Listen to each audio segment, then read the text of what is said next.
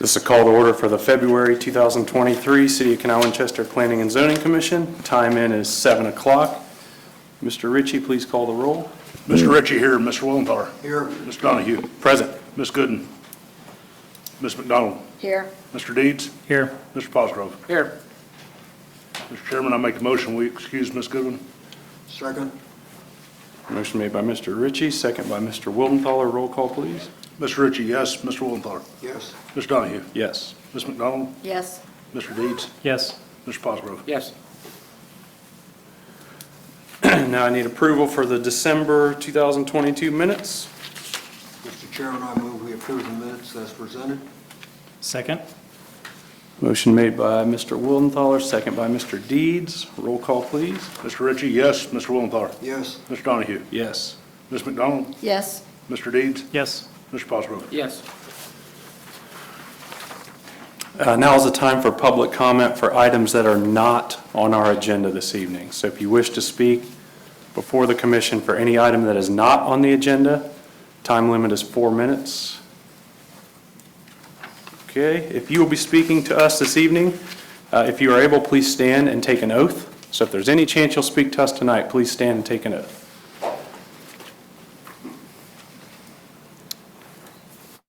In the testimony you give this evening, do you swear to be truthful and tell the truth and nothing but the truth? If so, please say, I do. Thank you. Now I need a motion for executive session to discuss election of 2023 officers. So moved. Second.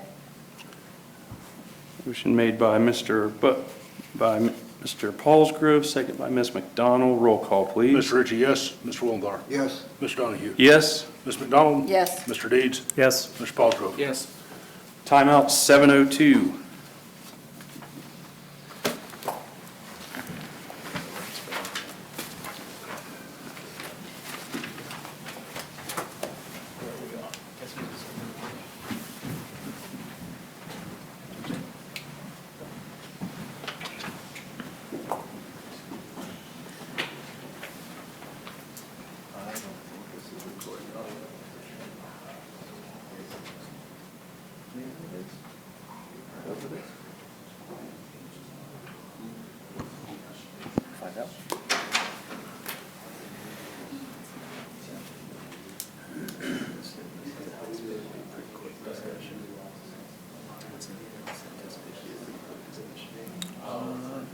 Yeah, what is it? It's your turn. Your turn. Yeah, I don't think there's any power grab. It's more like run do this stuff. Do that. Power conference. No, that's what we're doing.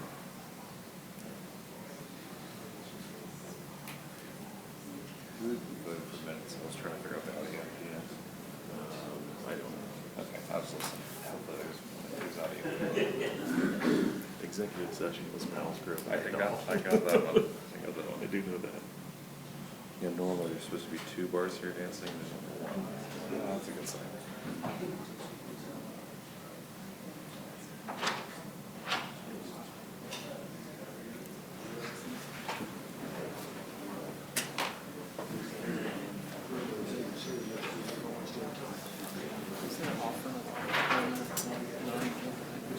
Rarely. There's occasions when it comes up. Some of the harder chickens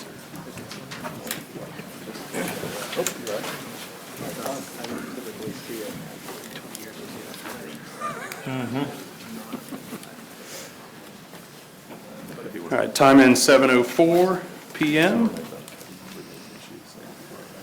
I will now need a motion for chairman for 2023. All right, I'd like to make a motion to nominate Joe Donahue for chairman for 2023. Second.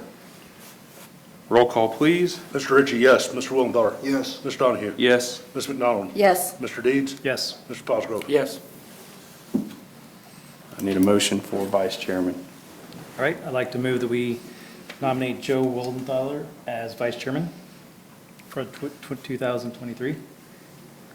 Second. Motion made by Mr. Deeds, second by Mr. Ritchie. Roll call, please. Mr. Ritchie, yes. Mr. Willenthal. Yes. Mr. Donahue. Yes. Ms. McDonald. Yes. Mr. Deeds. Yes. Mr. Cosgrove. Yes. I need a motion for secretary for 2023, please. All right, I'd like to make a motion to nominate Mr. Brad Ritchie for secretary for 2023. Second? Motion made by Mr. Deeds, second by Mr. Wildenthaler. Roll call, please. Mr. Ritchie, yes. Mr. Wildenthaler. Yes. Ms. Donahue. Yes. Ms. McDonald. Yes. Mr. Deeds. Yes. Mr. Bosgrove. Yes.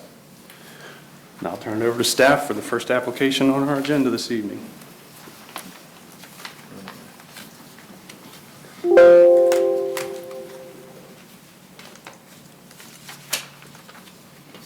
I scrolling? The first application is conditional use application CU 23001. The owner is 7 North High Street LLC, care of Nathan Dorfler. The applicant is Eric Wolford on behalf of the Kazuku Dojo. Location 7.5 North High Street, and it's in conditional use to section 1161.04B2 to allow for a martial arts studio to operate on the subject property. The property is at the northeast corner of High Street and Waterloo. All adjacent properties, including this property, are zoned Old Town Commercial. The proposed use is to be located on the second floor of this building. The first floor of the building contains a restaurant and retail business, Harvest Moon Craft Kitchen, and the Garden Herb Shop. Adjacent to their entrance on North High Street, there's a doorway that leads us to a stairwell that goes up to 7.5 North High Street. The upstairs space is 2,146 square feet. It was most recently used as office space for legal and professional uses, and in the past, it was an art gallery space. In that particular space, the applicant has provided a layout for how they intend to use the space for a martial arts studio. That's on the screen in front of you. As you can see, the majority of the space is a large open room. And that's the space you can see kind of in the windows there if you haven't been up in that space when it was an open art gallery. So it's a fairly large space. They have kind of a reception area, some office areas, some locker room areas kind of laid out in the interior of the space.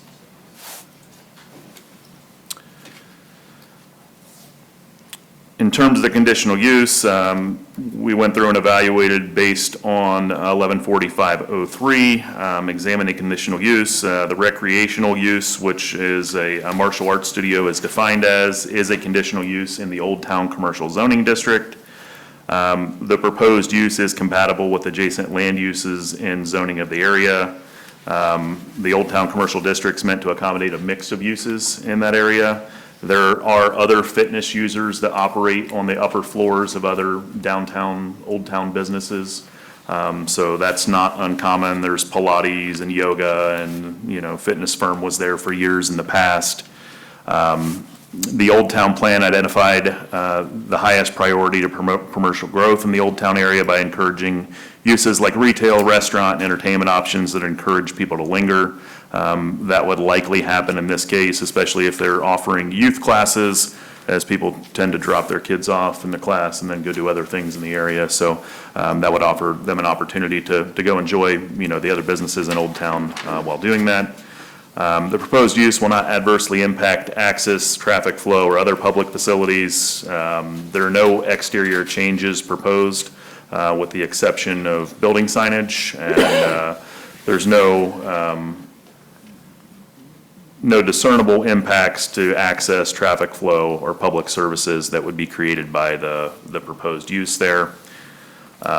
Again, there'd be no result or the destruction or loss of a natural, scenic, or historic building. While the building is historic, there are no exterior changes proposed, and limited interior changes would take place with the proposed use. And again, the last evaluation criteria, the proposed use will not adversely impact the public health, safety, convenience, comfort, or prosperity.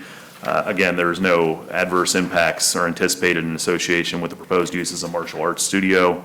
The applicant did not provide operating hours for their business in their application, but their current location, in review of the calendar for that on their website, it appears that they offer classes at 6 and 7 p.m. on weeknights. And so there wouldn't be any, late night hours or things that could provide other impacts in the area that are discernible from their application. So based on the considerations noted in the staff report, staff is recommending approval of CU 23001 to allow the recreational use of a martial arts studio based on the criteria of section 1145.03 as reviewed in the staff report. I'd be happy to answer any questions you have.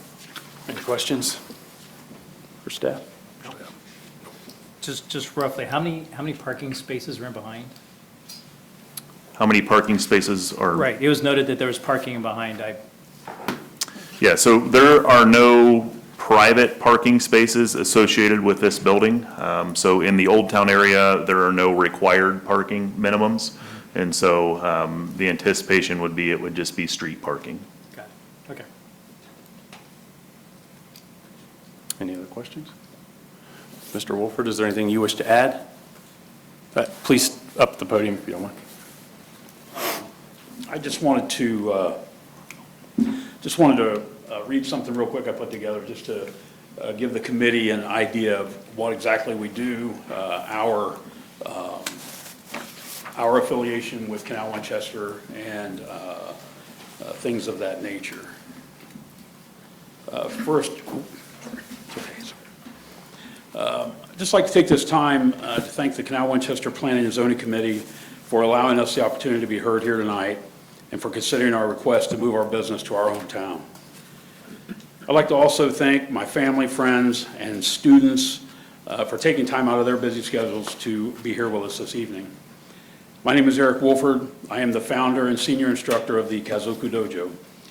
Standing with me is Lisa. She is the better half of me.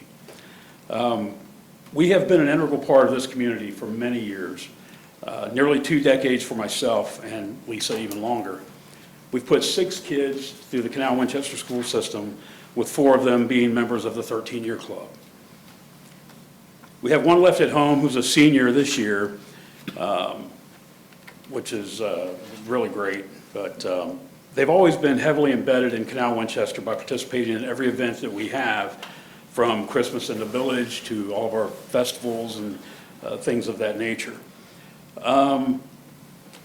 They've been involved with sports, performing arts, choir, including the Madrigal, where our youngest now has a lead role this year, which we're very proud of. They've been leaders in their schools since they could walk, and that isn't by accident. We are extremely proud of all of them. We are not ones who seek attaboys or accolades for the things we've done in our community, whether it's been years of supporting school functions, local businesses, festivals, parades, helping our neighbors in times of need. We've given freely of our resources and our time and have asked nothing in return. In fact, if we didn't tell you about any of these things, you'd never know, because that's how it's supposed to be. We've been proactive in our community by attending school board and city council meetings. We support local business whenever we can, and we've become close friends with many business owners here in Canal Winchester. In short, we've invested everything into this community that we love, except for our business, though it hasn't been for not trying. I've been involved with the martial arts for almost 40 years. I have trained in basements, garages, detail shops, tiny rooms, and grand facilities all across this country at some point or another, and I've taught in those same spaces. Years ago, I did have an opportunity to open a dojo. Dojo is a school here in Canal Winchester, but through bad partnerships and a series of bad decisions that were not my own, it just didn't work out. So I opened a school in Groveport where Lisa and I are alumni, and we went through this same process. While we did, it was fulfilling, but it wasn't home. After several years in Groveport, a business opportunity led us to Southeast Columbus, just north of Groveport. And again, while fulfilling, it wasn't home. So what do? We empower men, women, and children to be the best versions of themselves through martial arts. Contrary to popular belief, martial arts is about so much more than learning how to fight. As many of these people can tell you tonight, martial arts at its core helps instill values such as family, accountability, good stewardship, compassion, loyalty, good character, and so on. There are several byproducts to training in addition to learning self-defense, such as elevated self-esteem, self-worth, confidence, mental and physical health, increased awareness, and a focus on achieving goals, both short and long-term. Our student base of adults is very diverse. They consist of police officers, military personnel, school teachers, laborers, investors, caseworkers, doctors, lawyers, and folks from all walks of life. I have students who use the martial arts to help cope with complex PTSD. Referring back to our 6 children, 2 of them are black belts, 1 is a green belt, and 1 of our 4 grandkids is also a student. Our children's and teen programs teach kids the aforementioned qualities and traits necessary for them to be good, useful members of society. We do not compete in tournaments because physically we don't teach them to fight for points or participation trophies. We teach them to survive and get to safety. We believe these are troubling and dangerous times for kids. We as parents will not always be there for them. Eventually, they will have to make hard decisions at school to keep themselves and their friends safe. As someone who has participated in our own ALICE drills here at the high school, ALICE is the Alert, Lockdown, Inform, Counter, and Evacuation program for the schools. I can tell you that our students need all the help they can get. My students are required to do well in school, and they're required to show me their report cards. They're required to be good brothers, sisters, sons, daughters, and friends who do their part at home and in their daily lives. They test in the dojo a couple of times a year for rank, where they are pushed to their absolute limitations, both physically and mentally. The natural high they attain from accomplishing a goal they worked really hard for is something I hope that you guys can someday witness, and you are certainly welcome to do so. It's an amazing thing. Many of our parents will gladly speak to the changes they have seen in their kids since starting their training. Bullying is at an all-time high. It seems almost daily that one of my kids, students, talks to me during class about something that's happened that day. It's my contention that victory loves preparation. While fighting is a last resort, unfortunately, it is sometimes necessary. Though I hope it never comes, it is my job to help prepare them for that time. So how will the martial arts school impact the Canal-Winchester community? We believe wholeheartedly that instilling the values and traits brought about by our program will trickle down into society through our kids. Effectual change comes about by people who are willing to be the change. My friend and student, Detective Sergeant Nick Williams of the Franklin County Sheriff's Office, has spread that mantra for all the years that I've known him, and it has resonated with me. One of the byproducts of having our dojo in the heart of downtown Canal-Winchester is increased patronage of local business.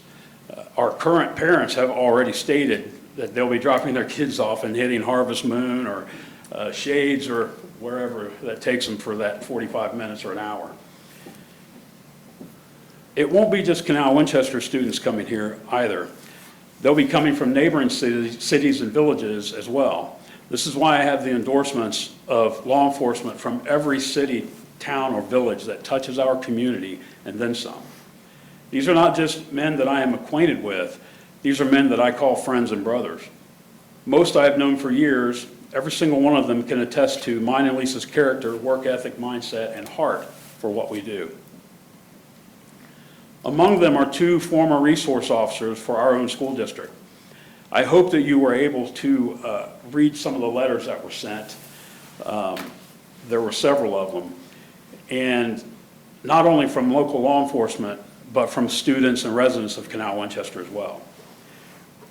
We intend on continuing our student scholarship program for those less fortunate financially, and have already talked to several local businesses who are friends of ours about sponsoring children to train who can't. We will continue our free, always free, women's self-defense classes, and we will continue our discounts for first responders and military personnel and teachers. We will implement programs where students can help certain residents with projects that will give them the same sense of community that Lisa and I have. We hope to be a place where people feel safe, empowered, and better for having been there. We hope to continue to be heavily involved in Canal-Winchester by being a presence during our tried and true traditions. The name of our school is the Kazoku Dojo. Kazoku in Japanese means family. It takes a village isn't just a cliche. It's a way of life for Lisa and me. It always has been. We appreciate this committee's time this evening. I hope we can find our way onto the 2024 community calendar. If you have any questions for me, I'd be happy to answer those for you right now. And also, we have some other people who may want to speak. Any questions for the applicant? Maybe just stated earlier, what are your anticipated hours? Well, right now, we train on Tuesdays and Thursdays at our other spot, and it's usually from 6 to about 8:30 or so. Moving into this space, we are probably going to go to a 4 or 5 day training regimen, and it may start a little earlier. So we don't have that in full effect yet, but it'll be several more hours than what we're doing.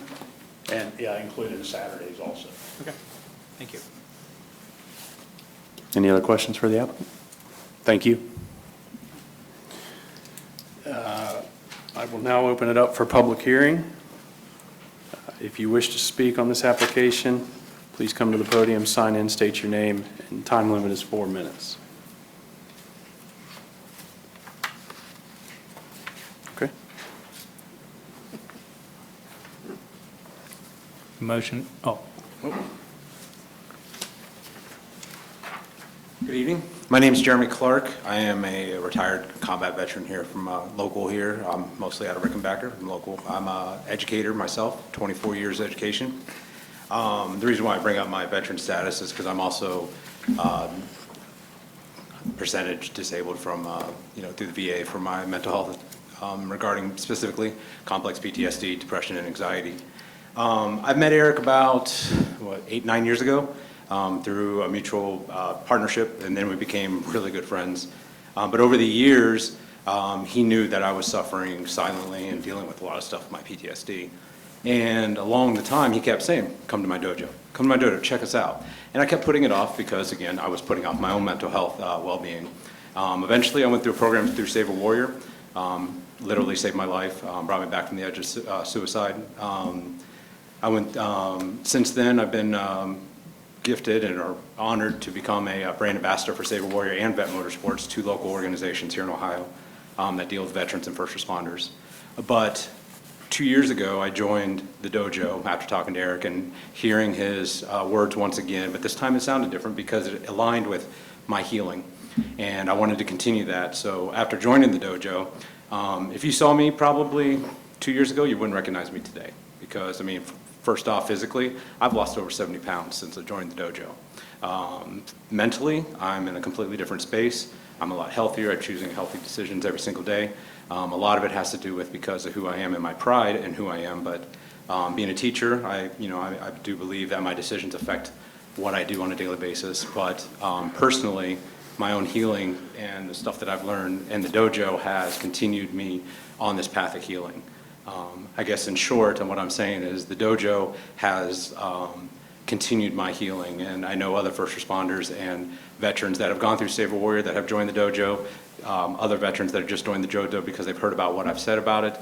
I just want to appeal to everyone and just let you guys know that the dojo is legit. It is something that benefits our society in such a way that most people won't understand until they walk through the doors and experience it firsthand. So thank you for your time tonight. I just wanted to say thank you. And Thank you. that's it. Thank you. Appreciate your service. Save a Warrior is a fantastic foundation. Yes, sir. How you doing? My name is Jeff Reed. I'm a sergeant with the Fairfield County Sheriff's Office, and I've spent many years up here in Canal Winchester. I was the school resource officer, I believe Eric was referring to earlier. I've known Eric for about 12 years. Eric and I became friends actually through one of his daughters that was going through school, and she was going through some troubled times. And it brought him into my office to have a conversation, and then he told me a little bit about himself, and then basically we were friends from that point forward. Eric, at that point in time, was doing CCW classes, and I assisted him with those as well as some other things, and then ultimately ended up getting him involved because I liked his work ethic and I liked what he was all about when it comes to self-defense and things of that nature. So I got to see him firsthand, and then I brought him into our school system as a civilian because doing so allowed me to get a different perspective on things that, you know, the school can't see, the students can't see, teachers can't see, other law enforcement that's not available can't see. So bringing him in allowed him to be our bad guy, right? So he came in and did that stuff for us, and he was able to offer a lot of perspective on some things that I couldn't see from that, I guess, line of sight, being the bad guy, right? So when he says, when he stood up here and was talking about, you know, wanting to instill those values into the people local to the community, I know exactly what he's referring to, and I hope that that is resonating amongst you guys as well, because it really is. It's a bad day in the world that we live in, and the more prepared that we have everybody for, you know, the worst, you know, you prepare for the worst and hope for the best. Eric that's what he's about. He has these core values that we need to instill in children and that we need to instill back into our society. So having this dojo down here will be a huge benefit to Canal Winchester. So I hope that you guys truly consider it and take into account all those values that will be instilled into the individuals coming in and out of this facility. Thank you. Thank you.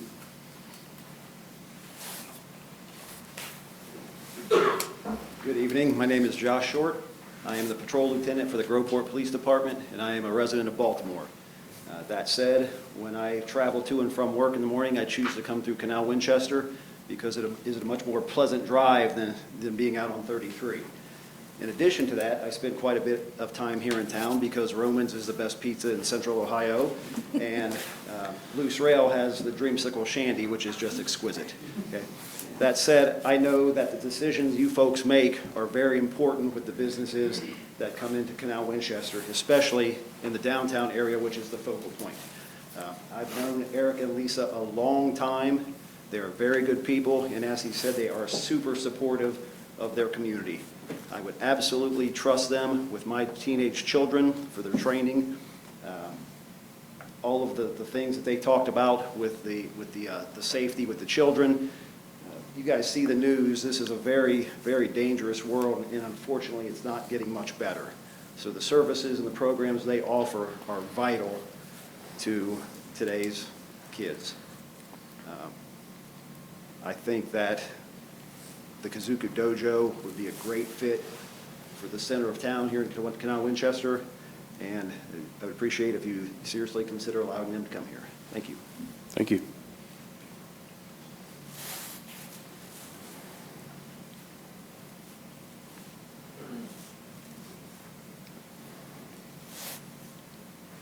I'm Desiree Meadows, and I go to the Kazoka Dojo, and I got a scholarship for a free month and completely changed my life. I've been going for 2 years, and it has completely boosted my confidence about pretty much everything.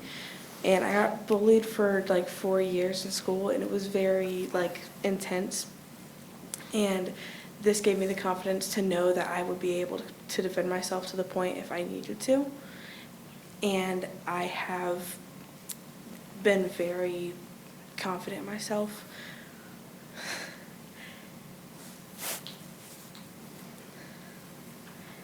And it has like helped me build friendships, and there have been really steady people that I know now that help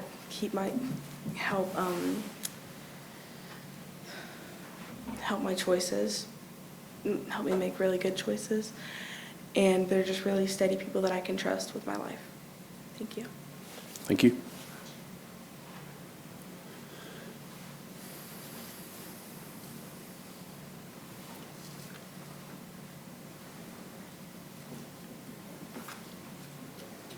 Anybody else?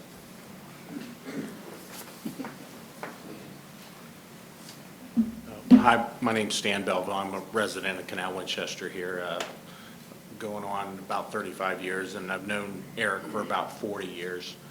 So just from the perspective of legitimacy and the character of Eric, I've worked with him in the past and with concealed carry self-protection, things like that.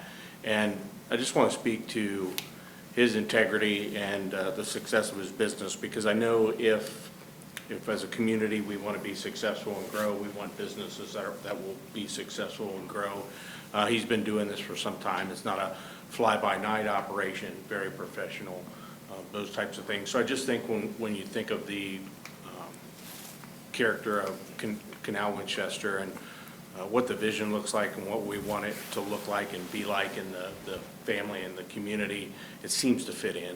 It just seems to make sense for what we're attracting to the community. So I just wanted to speak to that, just to make sure that, you know, sometimes in this genre of business that, you know, not everything is as professional or as committed to the level of what Eric has been doing for all these years, and just want to speak briefly to that. So we thank you for your consideration. Thank you.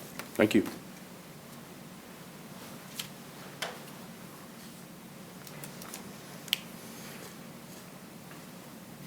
Mr. Chairman, I move we close public hearing. Second. Motion to close public hearing by Mr. Ritchie, second by Ms. McDonald. Roll call, please. Mr. Ritchie, yes. Mr. Wellenthaler? Yes. Mr. Donahue? Yes. Ms. McDonald? Yes. Mr. Deeds? Yes. Mr. Cosgrove? Yes.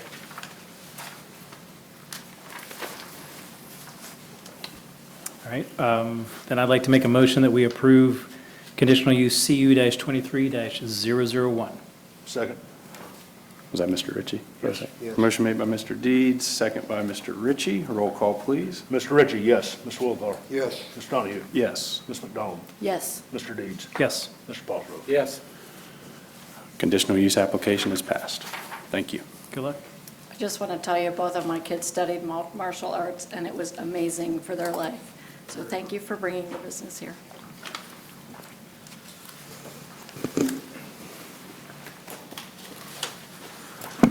The next application is application VA 23001. The owner is Molto Canal Point LLC. The applicant is also Molto Canal Point LLC. Location is 7585 and 7717 Robinette Way. 65 acres located east of Bowen Road and west of the current dead end of Robinette Way. It's a request for a variance to Chapter 1185.03 to reduce the minimum number of parking spaces required. The property is currently zoned LM, which is limited manufacturing. The proposed site plan here is currently under construction. It calls for the extension of Robinette Way by 1,800 feet from its current terminus within the Canal Point Industrial Park, and the construction of two speculative warehouse buildings, a 374,467 square foot building and a 464,588 square foot building. The applicant previously applied for and was granted a variance VA 2100010 to reduce the required number of parking spaces from the 840 that were required to 739 spaces. The applicant is further requesting a variance to construct 655 parking stalls rather than the reduced 739 spaces that are currently required. The justification for that is the applicant, the code requires a certain number of spaces which the applicant feels exceeds their owner's needs for parking based upon discussion with prospective tenants. And that's noted in the applicant's statement and what they're seeing in the market in regards to tenant demand for parking. The applicant has noted in their application that space will be reserved on the site. So as you can see on the plan in front of you, there are 76 future parking spaces noted there. Those were approved on the original plan, and the applicant would like to remove those spaces from this plan and just leave that for future reserve parking. That way, if a tenant would demand the parking in that 374,000 square foot building, they could add the parking based on that tenant's needs and demands. So as I mentioned, the code requires one space for each 1,000 square feet. So it would be a total of 840,000 for the site. The city has granted a number of similar variances in the past. Opus was granted a variance 19001, which allowed a reduction of 340 parking spaces on the site, with 200 of those spaces identified as future spaces. And so similar size of request for that. They do have adequate space there to add parking, but was not constructed with the buildings. North Point was granted a variance 190414, which allowed a reduction of 222 parking spaces from the required number. The applicant would retain the ability to add those spaces in the future if necessary and if required by a tenant demand. There are significant environmental benefits to adding less pavement on the site, so that's one of the positive aspects of this. We wouldn't want to see the space constructed and then not used if there's no tenant demand there. And so, there's stormwater benefits, all those things that come with having less impervious surface on the site. Granting this variance is not based on a better economic use of the property, because that property will be retained for future parking if necessary. And this doesn't permit a use that's not allowed in the zoning district. It would just be the same use with less parking on there. The CETA Land Use Committee met on February 2nd, 2023 to review the proposed variance request, and their recommendation was for approval of VA 23001. And staff is recommending that application VA 23001 be approved as presented. The applicant's proposing to construct only the parking necessary for their intended operations while reserving space on the site to allow for future flexibility when and if it becomes necessary. So I'd be happy to answer any questions you all have. Mr. Hare, I have a question. So I do recall these previous variances that you made note of with Opus and North Point a few years back. If we approve this variance, what triggering event would occur or should occur when they need more parking, and how is that looked at by the city?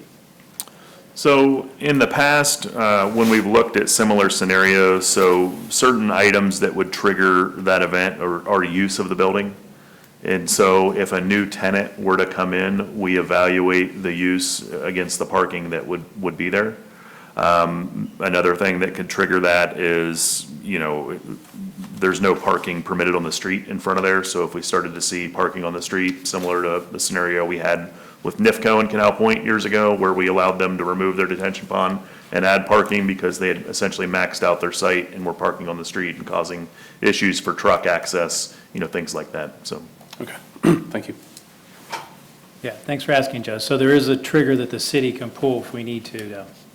Yeah, and address it. specifically on this site, it's not like they can park at a neighboring owner's site, it's a pretty large site and there's nothing else developed around it. So, the tenants are gonna really demand that, if their needs changed. So, that's something that the owner will look at from a marketing perspective of the site, and, that's often comes up in RFPs that are put out by prospective tenants that, ensuring that they'll have enough parking to meet their current needs and potential future needs. Any other questions for staff? Is the applicant present? Anything you wish to add, please?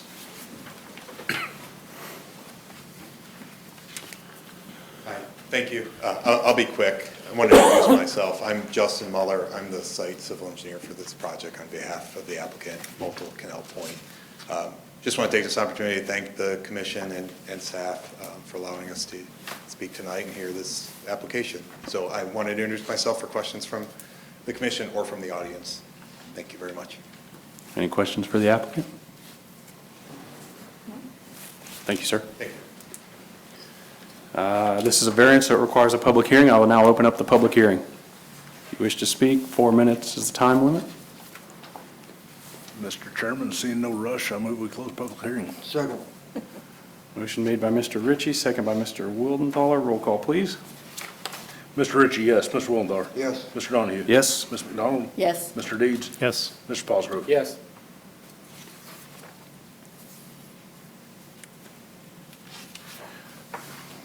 Do we have a motion for the variance or any other further discussion?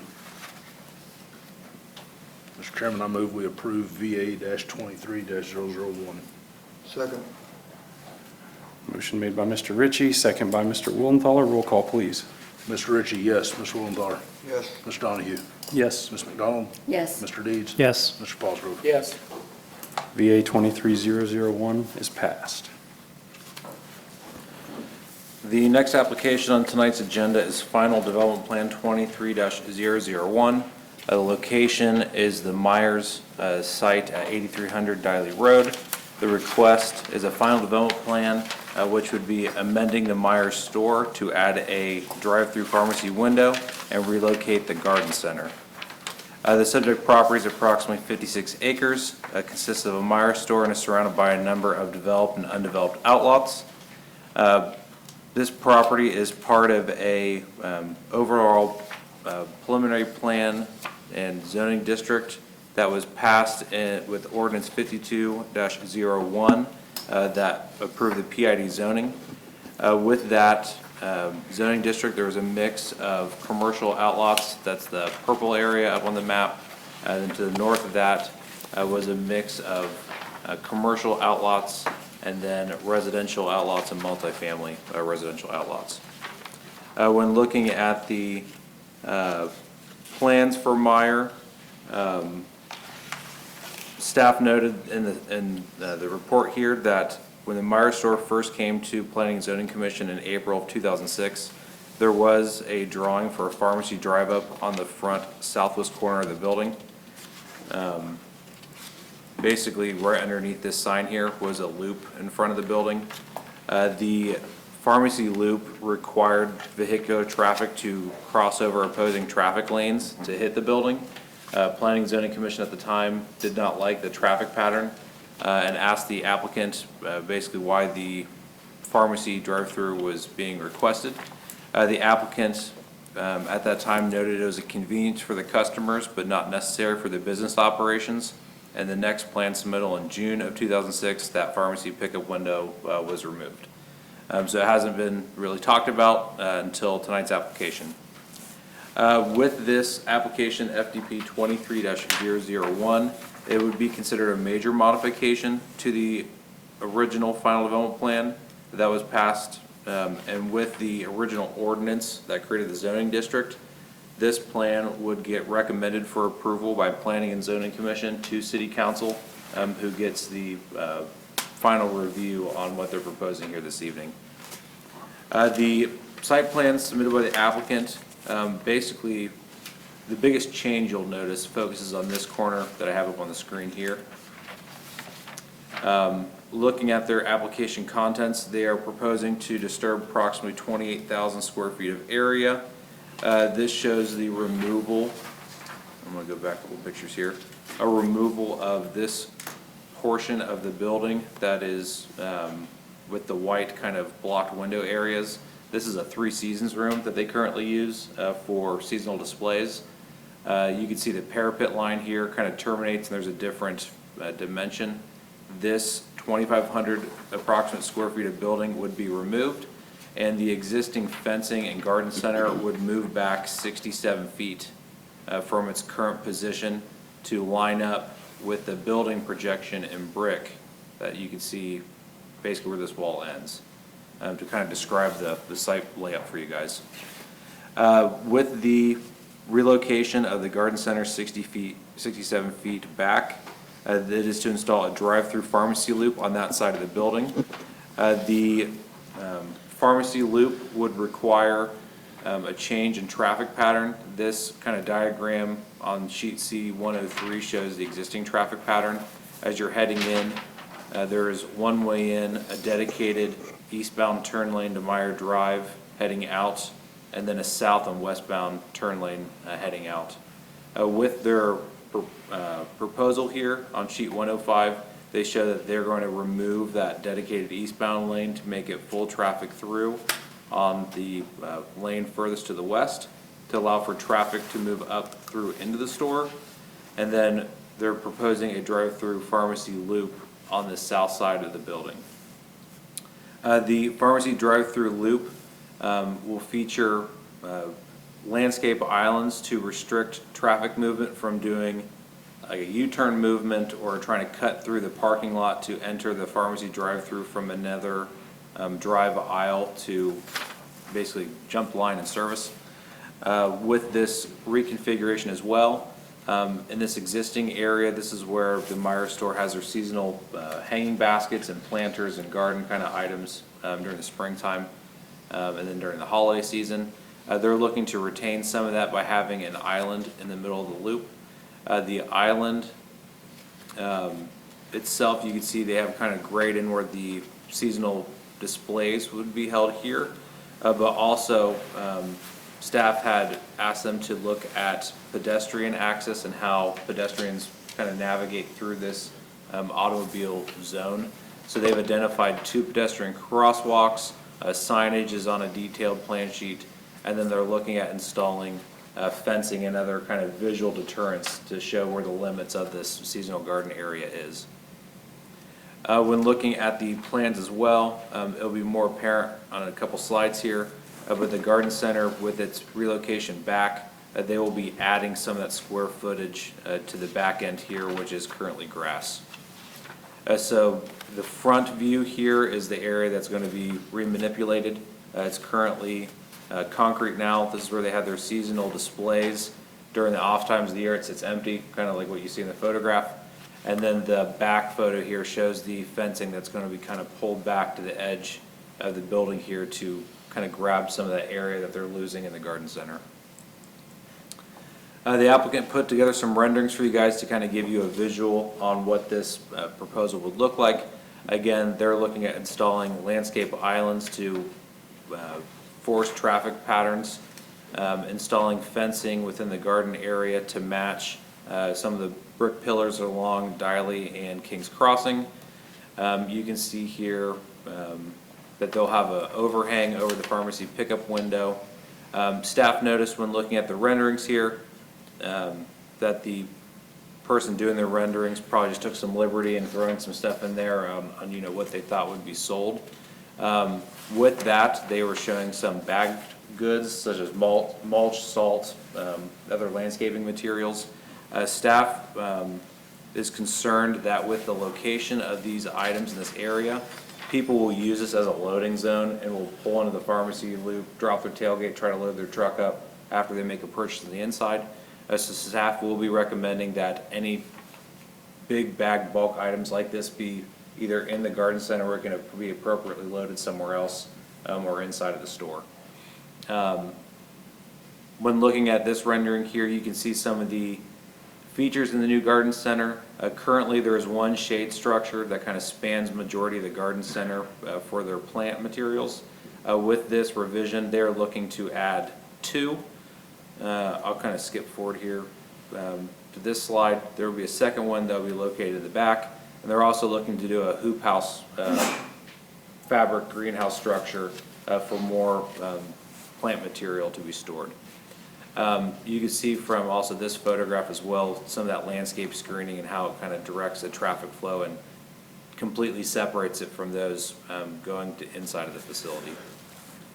When looking at the application, staff had asked the applicant to look at some of the existing kind of features around the site. This site, from previous conversations with Meyer, is the most heavily landscaped property they own in the whole United States.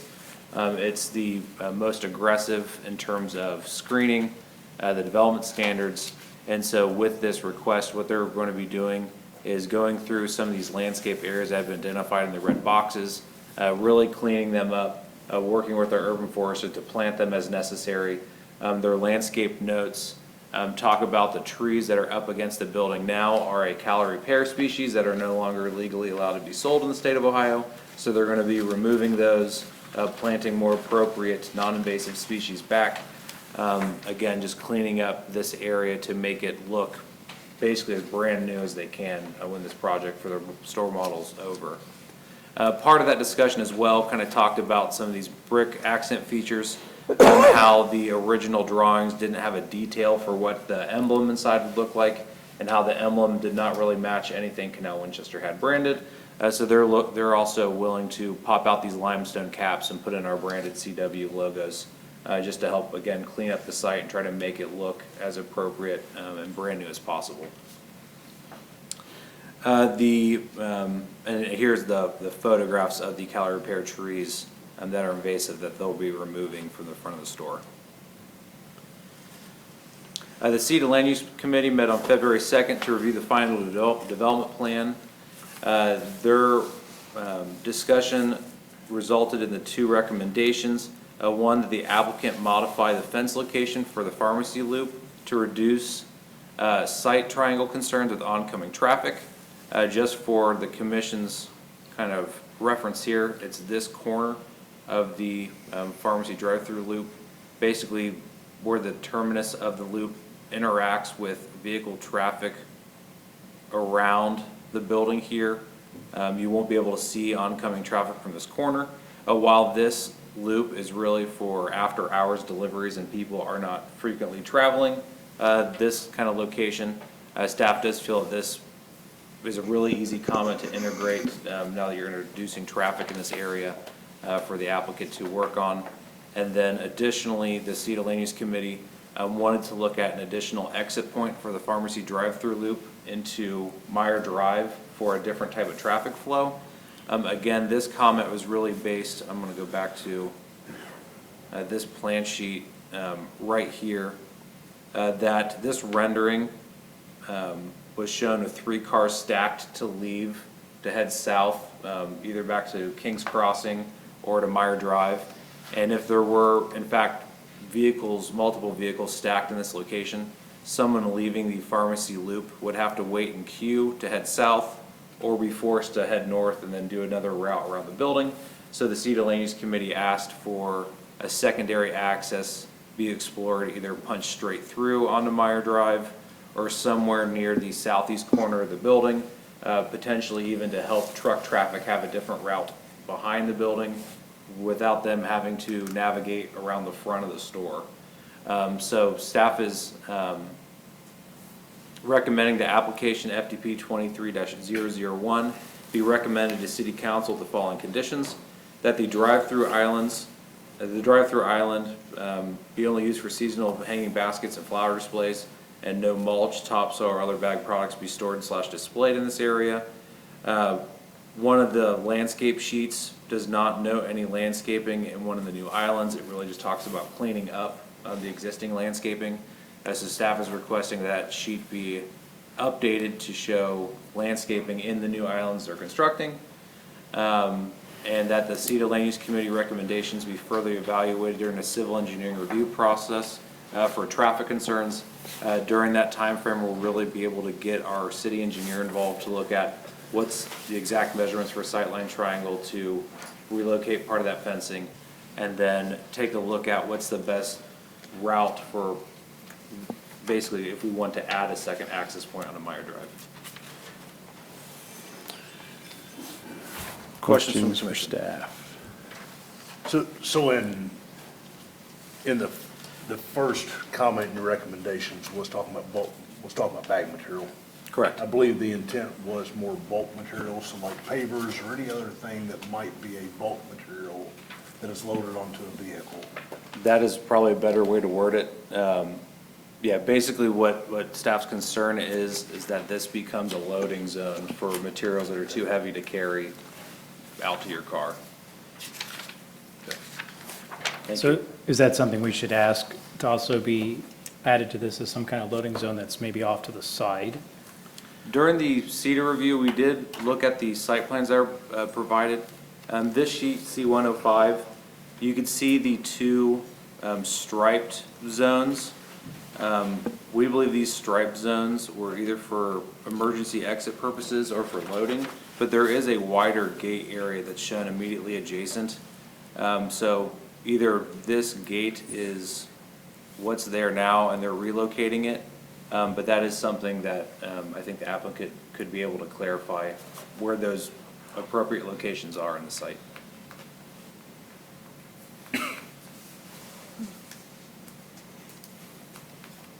And then maybe the only other thing is a stop appropriate or maybe a yield? I have a feeling that people driving through there are not going to stop 3 times as they traverse that. But if a yield sign, at least to make some, pay a little bit of attention that, hey, someone might be coming this way. Which access point are you referring to? No, it's actually the actual, going through itself. There's a drive-through, there's a stop, there's 2 stops where the pedestrian crossings would be. Most people going through there probably won't stop. They may slow down, maybe. And my comment to that would be, it's similar to how they have in front of the store, you know, maybe monument stop signs in the middle to slow down and potentially navigate, especially since there's pedestrian traffic there, just like in front of the store. And you're just referencing sheet C-106, coded note 1, those 2 stop signs basically right in front of the pedestrian crossings? Yes. I think that's an easy one. We can change in the conditions for approval.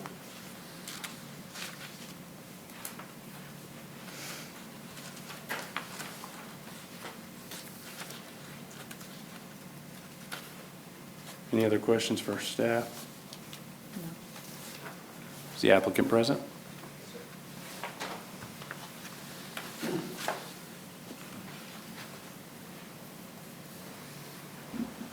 Hi, I'm Dennis McLean with Nuco Design Build. I work for the architecture, design, build, construction firm that'll be working on the project.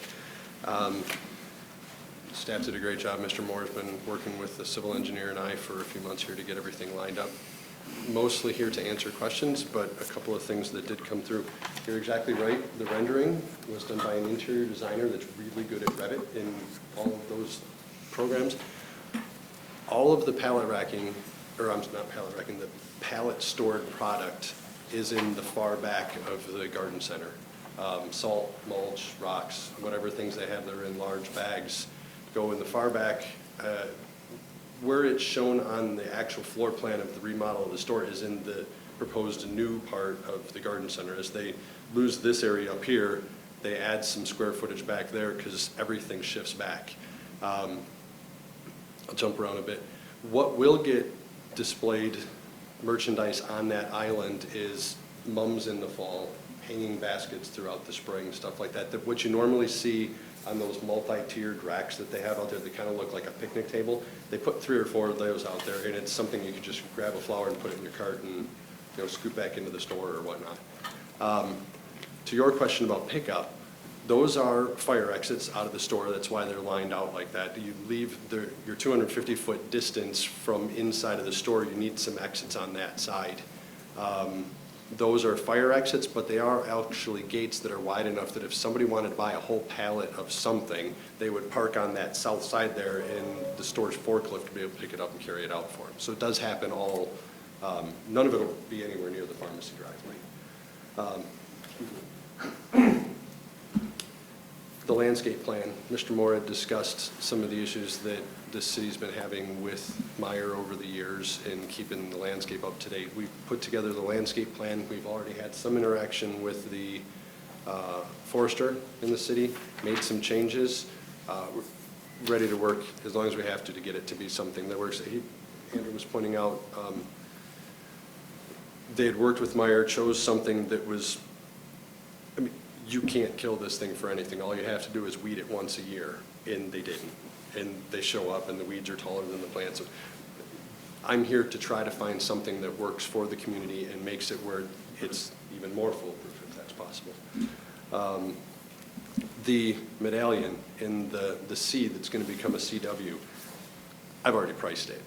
It'll change when, that's not a question of whether or not we've accepted that. I've got a mason on board to do it. If it gets approved, heck, I might do it even if this doesn't get approved. The guy's already got the money there, right? It seems like better than just a C. Fully on board with working traffic studies and with CETA and with Mr. Moore and the rest of the team to work out the rest of the details if we get beyond the approval process at this point. So, that's all I have to add. Any questions for me? Thank you. Any questions for the applicant? I'll just say, I think the original proposal was similar to what's down at the Lancaster store. And I was just there this weekend trying to traverse that. This is so much better, so. It is. Thanks for working with the staff and making this happen. Thank you. Meyer has noticed that my initial interaction with Meyer and the problem with the ones on the front is much like you're concerned with here in Westerville. I was going to say Winchester, that's where I'm at. Westerville a couple of years ago when I was there, there's two ways you can present onto the front of the store. If you come in, depending on which corner it's on, you can come in where your passenger side is against the building. You have the big tube system that shoots the merchandise over and around, and that just gets wonky. Or you cross traffic and come in the other way. Well, on the corner you're on, if you come in that way, you queue up in front of the entry, which is a significant hazard for pedestrians and whatnot. This side-mounted system does the best you can to separate the people from the traffic flow and give you room to not, in a very unscientific term, burger up the regular traffic flow. So, thank you. Thank you. So are we adding a couple conditions to staff's recommendation?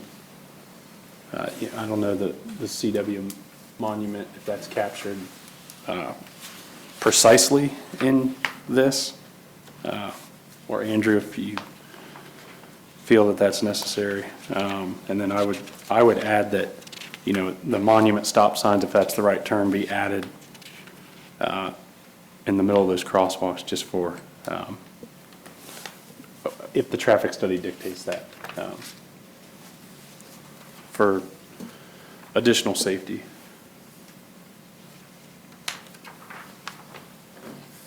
And this would be a recommendation to City Council for approval.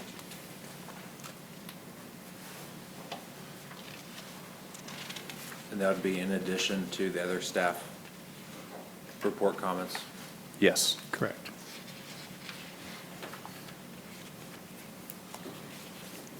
All right, I'll take a shot here.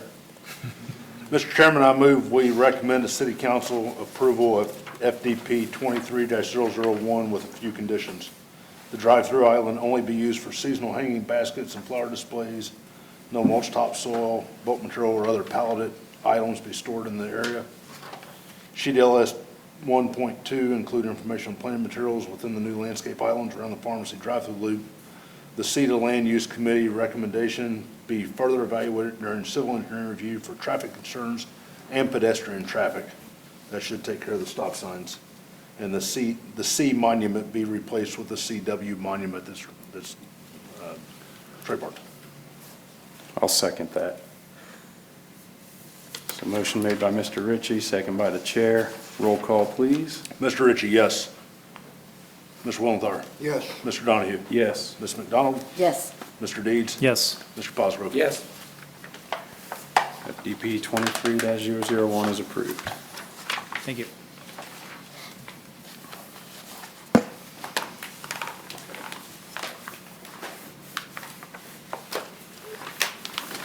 The next two applications on tonight's agenda, I have grouped into one set of slides for your presentation this evening. This is for zoning map amendment 22-001 and preliminary development plan -22-001. The location of subject property is 16.36 acres located at the corner of Diley Road and Busey Road. The request this evening is to rezone the property from a planned commercial district to planned unit district with a preliminary development plan for 244 multifamily apartment units with 5.41 acres of commercial out parcel development. Up on the screen is a zoning map of the subject property. This site is part of the original Greengate Piper development text that created the planned district for majority of Diley Road. Again, this included the Meyer site, the red commercial area along Diley, the multifamily development that you can see on the aerial directly behind it, and then the detached condo development that is currently being built out that has primary access off of Hill Road. The request this evening, the applicant is looking to rezone 16.36 of the total 35.5 acres from PCD to PUD. The biggest difference between a PCD and a PUD zoning district is planned commercial is 100% commercial across the board. Planned unit district by our code is a maximum of 40% commercial. So majority is residential focused, 40% commercial focus. With this request,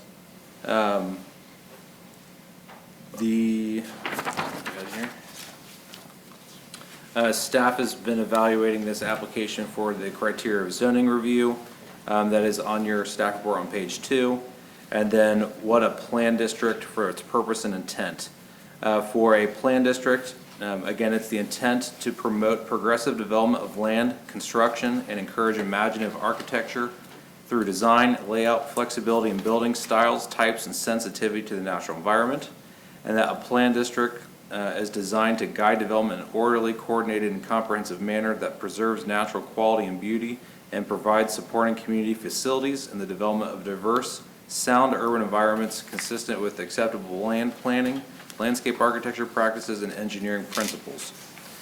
So when looking at what a PUD district should have, those are the purpose and intents behind it.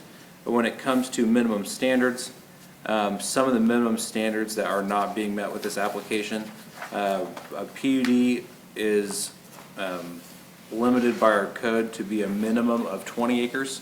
The applicant is requesting that this parcel, which is 16.36 acres, be rezoned.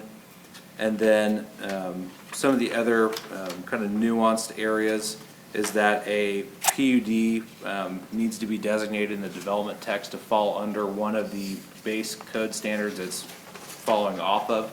In this case, it'd be the multifamily zoning district text.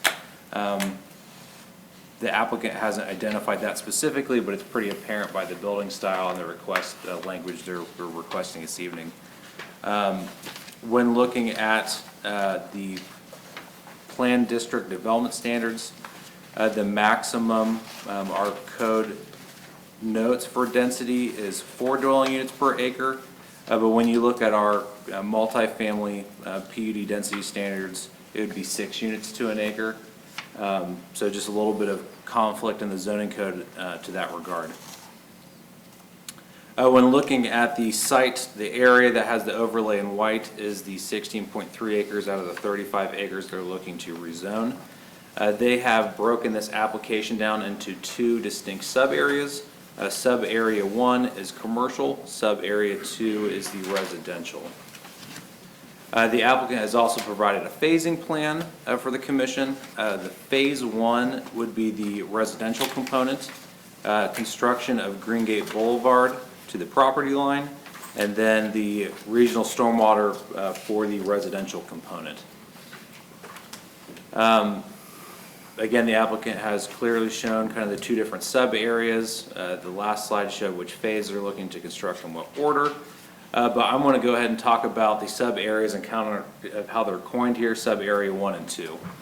Sub-area 1 is designated for the commercial development. When looking at the criteria for a plan district and the analysis for kind of what they're looking to achieve, I went through the applicant's development text, and really they talk about permitted uses first, move into building design standards, and then for the commercial they follow up with signage. When starting with the permitted uses, the applicant has clearly identified that permitted uses in the neighborhood commercial, general commercial, and suburban office districts would be permitted. And then they have underneath that a clear set of restricted or prohibited uses. When looking at that at face value, there's several uses that are just missing from that discussion.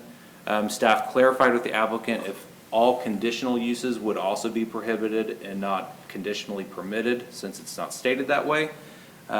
Those, for example, would be hotels, veterinarian offices, animal hospitals, and then if someone wanted to construct a really expensive electric vehicle charging station parking lot, things like that are just not discussed. The applicant indicated that it is the intention that they would not be permitted. So staff is recommending that the prohibited use section be cleaned up to state every prohibited use, since they're blanket referencing other zoning sections where uses are permitted. When looking at some of the development standards as well, the applicant has identified for how development standards will go in order, that you'll follow the Vial Point overlay if nothing specifically referenced in the development text, And then after that, you'd look at other zoning sections such as Chapter 1191 for landscaping, 1189 for signage, and so on. When looking at what our overlay standards kind of state, there are similar sections in some of these other zoning text categories, but the standards don't align. Basically, as a result, and the overlay standards were created in 2012. It was a joint partnership between Violet Township and City Canal Winchester to have similar standards in the entire overlay zone. While our zoning code gets updated annually, biannually, so the standards change over time. Just some examples for that, when you look at glass and how glass is used in the overlay, it just talks about color of glass. For our commercial development standards, which the text says would reference, if something's not discussed, has a minimum percentage of glass. It gets really hard to determine, well, if the line's missing in the overlay, do you go back to another standard that's referenced and pull from it? So staff is really asking for clarity across the board for what standards be used. When you look at building design and exterior treatments, the applicant has provided the statement that the exterior treatment of commercial buildings will be compatible with the buildings in sub-area 2. However, all will allow for enough flexibility for corporate tenants and users' standard designs. Again, clarity just needs to be had in this section. If you look at Chapter 1175 versus 1199 for the overlay, the commercial overlay for building designs, there's just enough difference that it's really hard to determine what to use. And then the last line of that initial statement, enough flexibility for standard designs, almost seems like it's a wash and you can do whatever you want based on how the sentence finishes. So again, just for clarification. And then for signage, the applicant is requesting to defer all signage to the final development plan. But again, it's unclear what signage would be, what regulations would be applied. If you compare the overlay to our sign code, the overlay allows for one sign per building, maximum size. Our sign code allows for as many signs as you can fit as long as you fit the math calculation on any elevation. Differences like that will drastically impact how the development looks visually, so the applicant needs to determine that for Planning and Zoning and City Council's consideration. When looking at landscaping, the applicant has not provided any standards for landscaping, and it's not even clear if Chapter 1175 or 1191 would apply. So again, just making it clear on what the intent is for what would be constructed. Moving on to the residential sub-area. This is the residential zone the applicant has identified. They have in their development text, they are requesting for a maximum of 244 apartment units.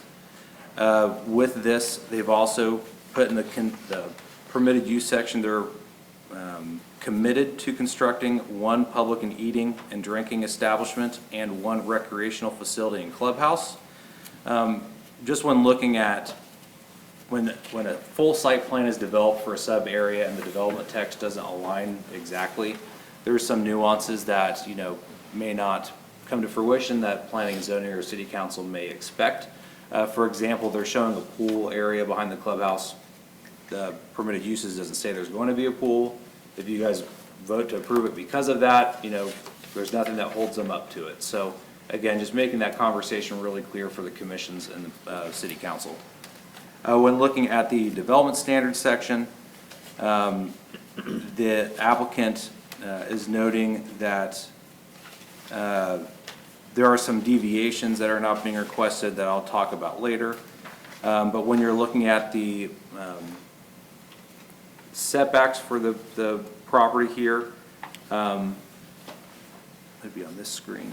So the applicant notes that their setbacks for this development is going to be substantially similar to the Redwood development. The Redwood development has a 50-foot setback from BC Road, 65-foot setback from Green Gate Boulevard on the south end. They're requesting for 30 feet all the way around. So again, when you're referencing substantially similar, it may be helpful to reference what you're considering is similar, with a 30-foot tolerance, for example. Again, just making that very clear for the commission. When looking at the height deviation for the buildings, the overlay allows for 2.5 floors with a maximum of 30 feet tall. The applicant is requesting for 3 floors and 38 feet tall, so they're requesting for a deviation in height in both the number of floors and the total height of the building. However, the application doesn't indicate that 2.5 to 3 floor difference. Again, just cleaning up the text, making it very apparent, what you're asking to construct, because these buildings show 3 stories, but if they don't ask for a deviation for 3 floors, and they go to file their plan, they can only build a 2.5 floor building because they never asked for the deviation. So it's, again, just making it very clear for them and the commission. When looking at some of the other aspects of the plan here, the applicant has provided a concept plan for how utilities would be servicing the site. They've noted a regional stormwater detention basin that would service the residential components and what appears to be the street runoff stormwater. But again, there's nothing that says what the commercial's going to do. I don't see pipes from these areas kind of stubbed leading in. It just makes it really difficult for the commission to understand if the stormwater basin's for only phase 1 or every phase, including the south side of Green Gate Boulevard, which isn't being discussed.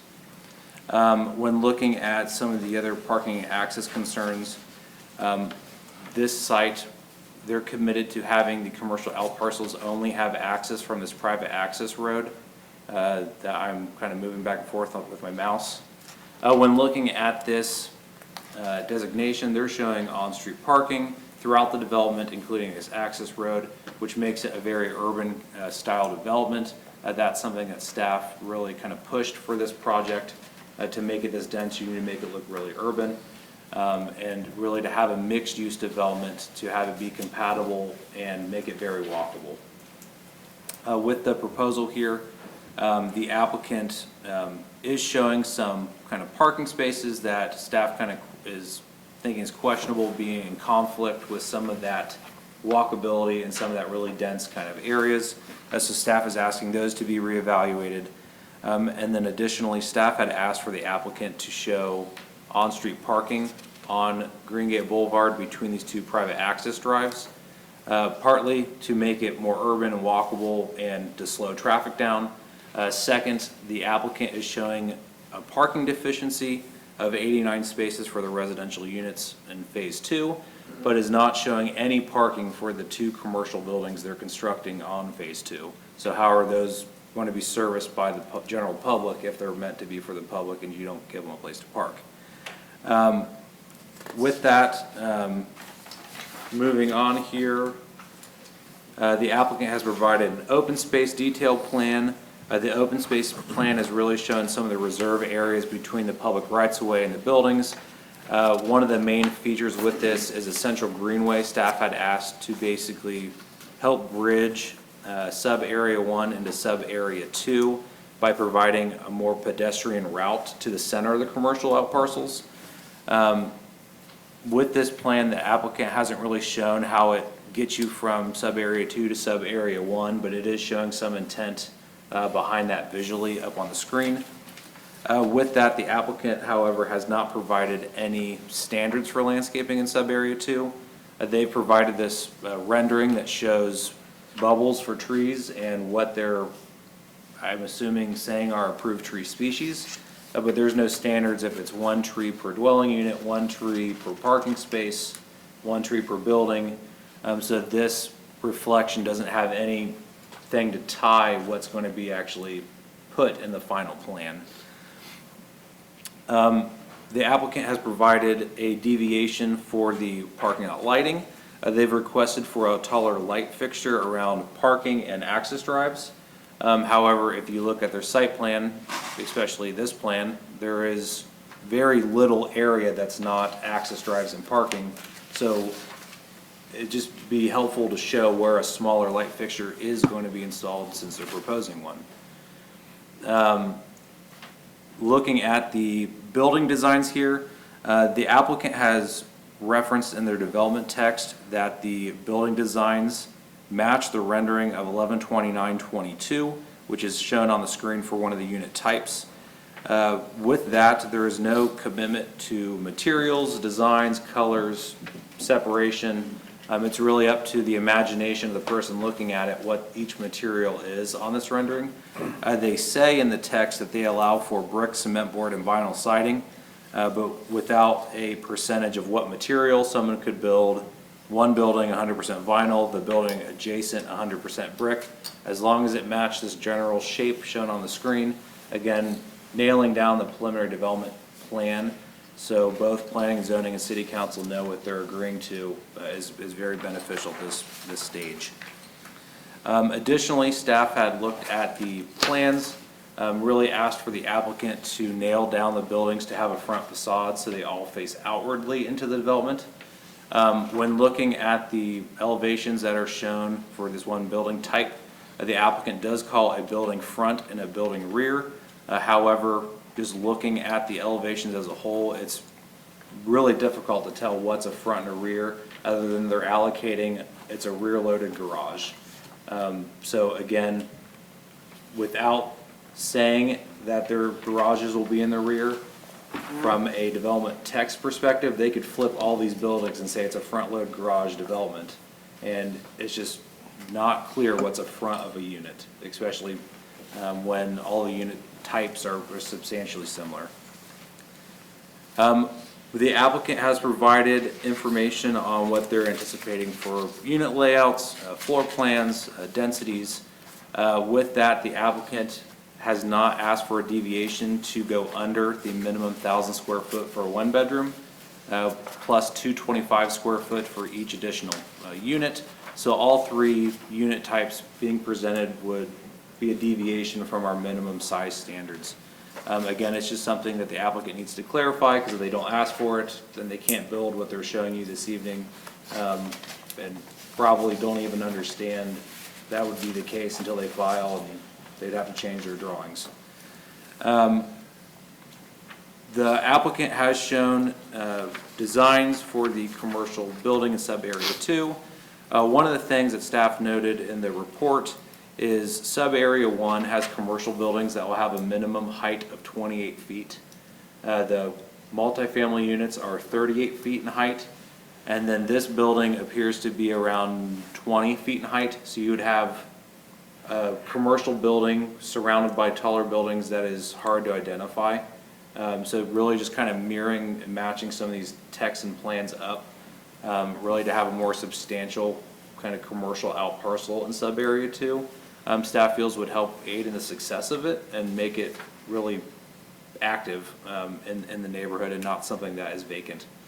When looking at this design as well, again, there's no clear indication on if this is an all vinyl sided building, if it's a brick building, you know, it just making sure that the development text is very apparent what is intended to be constructed.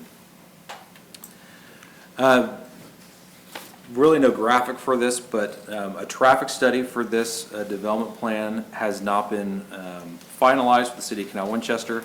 A general scope of work was established at the end of January, but the applicant has not provided any results or presented any findings for that traffic study. Really, I'll go back to kind of this sheet here. You know, that traffic study could impact the whole layout they're presenting to you guys this evening, and could change density, could change setbacks, could change the number of parking they can provide, amount of right-of-way they have to dedicate. So that's a really key component to understanding, you know, this change in land use and how it affects the site plan you guys are reviewing this evening. The City Land Use Committee met on February 2nd to review the proposed rezoning and preliminary development plan applications.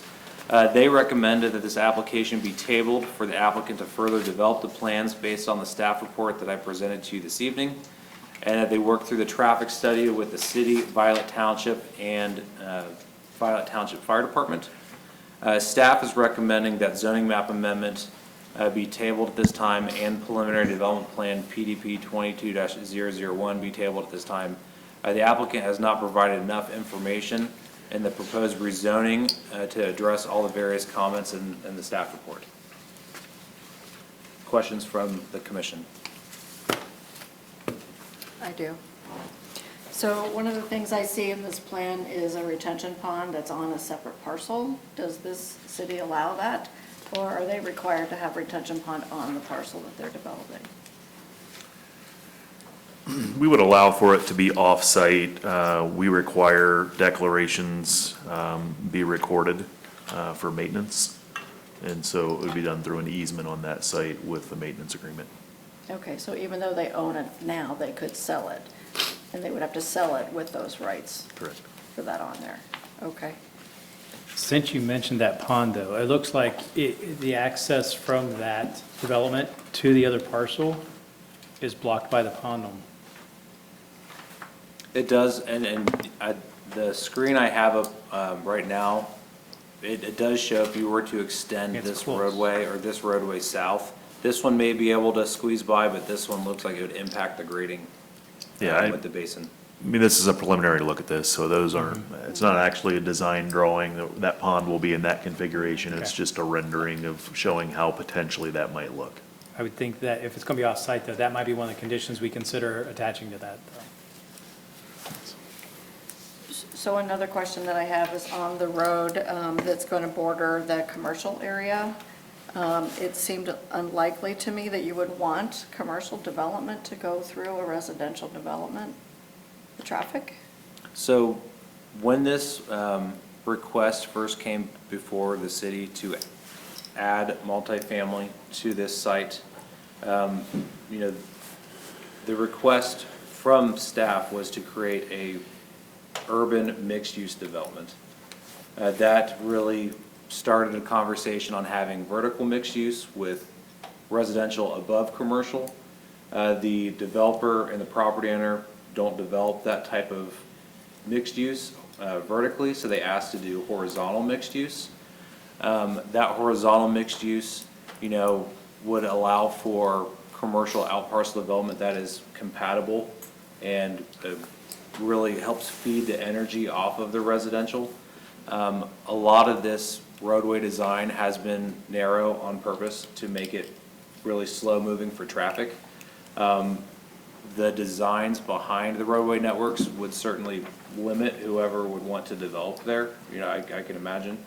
But in terms of, you know, keeping things with on-street parking and the concept plan here shows only 2 access points into the full 5.4 acre out parcel system.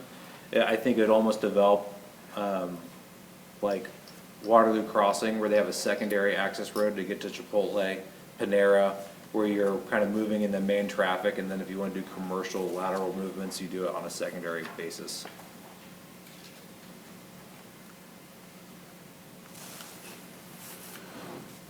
Again, it's not clear from the development text that that's what they intend, but just looking at it from a professional level, that's what looks to be the intent. So right at the end of the conversation, we talked about the traffic study not being done. Has there been a traffic study commission? There's the traffic study done. Has the applicant hired a consultant? Is that the question? Yeah. We've had inquiries from consulting firms on what we were looking to do with the study, but we have not had anything Okay. formal submitted.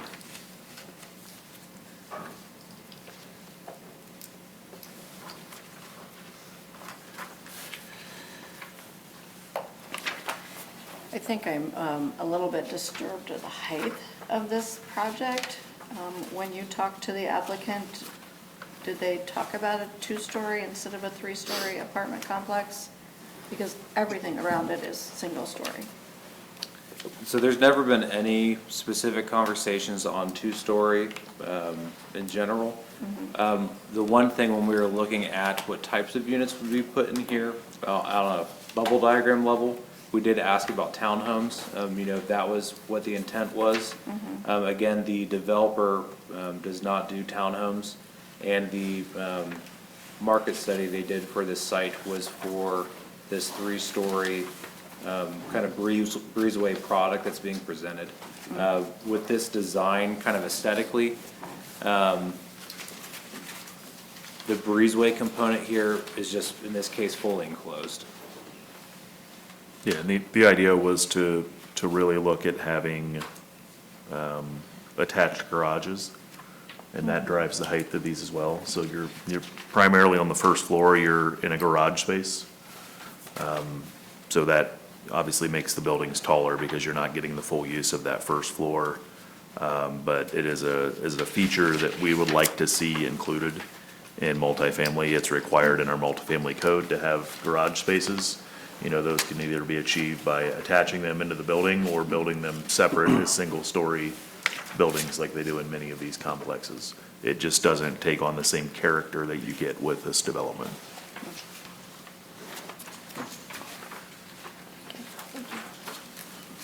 What other questions? So a planned unit district is 40% commercial and 60% residential, is that correct? A maximum of 40% commercial. You could have 1% commercial as long as there is a cap to it.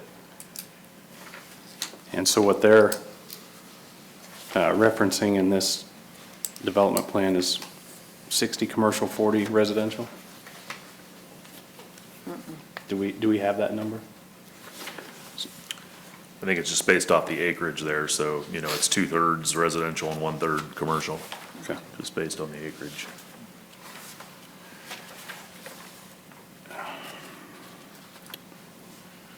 So, this is a question for either one of you on staff. So there's, I can count 10 or 11 deviations from the text in this, I guess, both of these applications, you know, combined together. So, is the applicant, so is the applicant here to seek our feedback, or are we looking to, because there's clearly a lot of gaps in this presentation, and before we talk about a preliminary development plan, we are being asked to look at a zoning map change from planned commercial to planned unit, and I don't know that we have any information to make a decision based on this packet. So my comment would be, as staff has noted in their report for the commission, there are several deviations from parking to landscape to aesthetics of the building, what types of commercial, the 4 commercial parcels that are presented would be used for, height of buildings and so forth. So I don't know that I would be curious on what the applicant has to present to us just in terms of these deficiencies rather than the project in general, so that we can address the zoning map first. I would agree.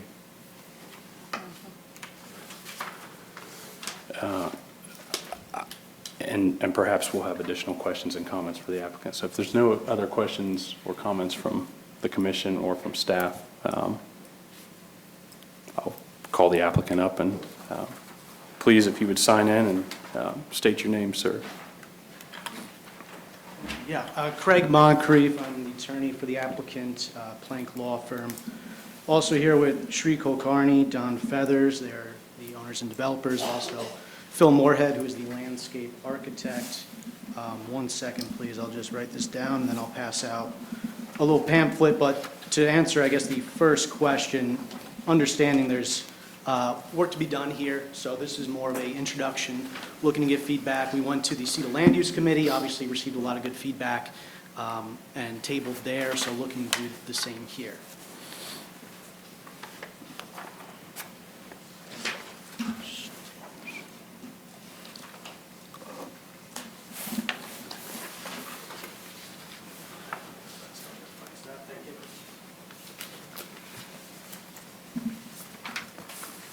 So handing out, Lucas is handing out the packet now to kind of go over, because I think it's important to go kind of break this down. This is a layered project here. One, it's a development of a portion of a property. This is a 35.5 acre approximately property located on the southeast corner of Busey and Diley Roads in Canal Winchester.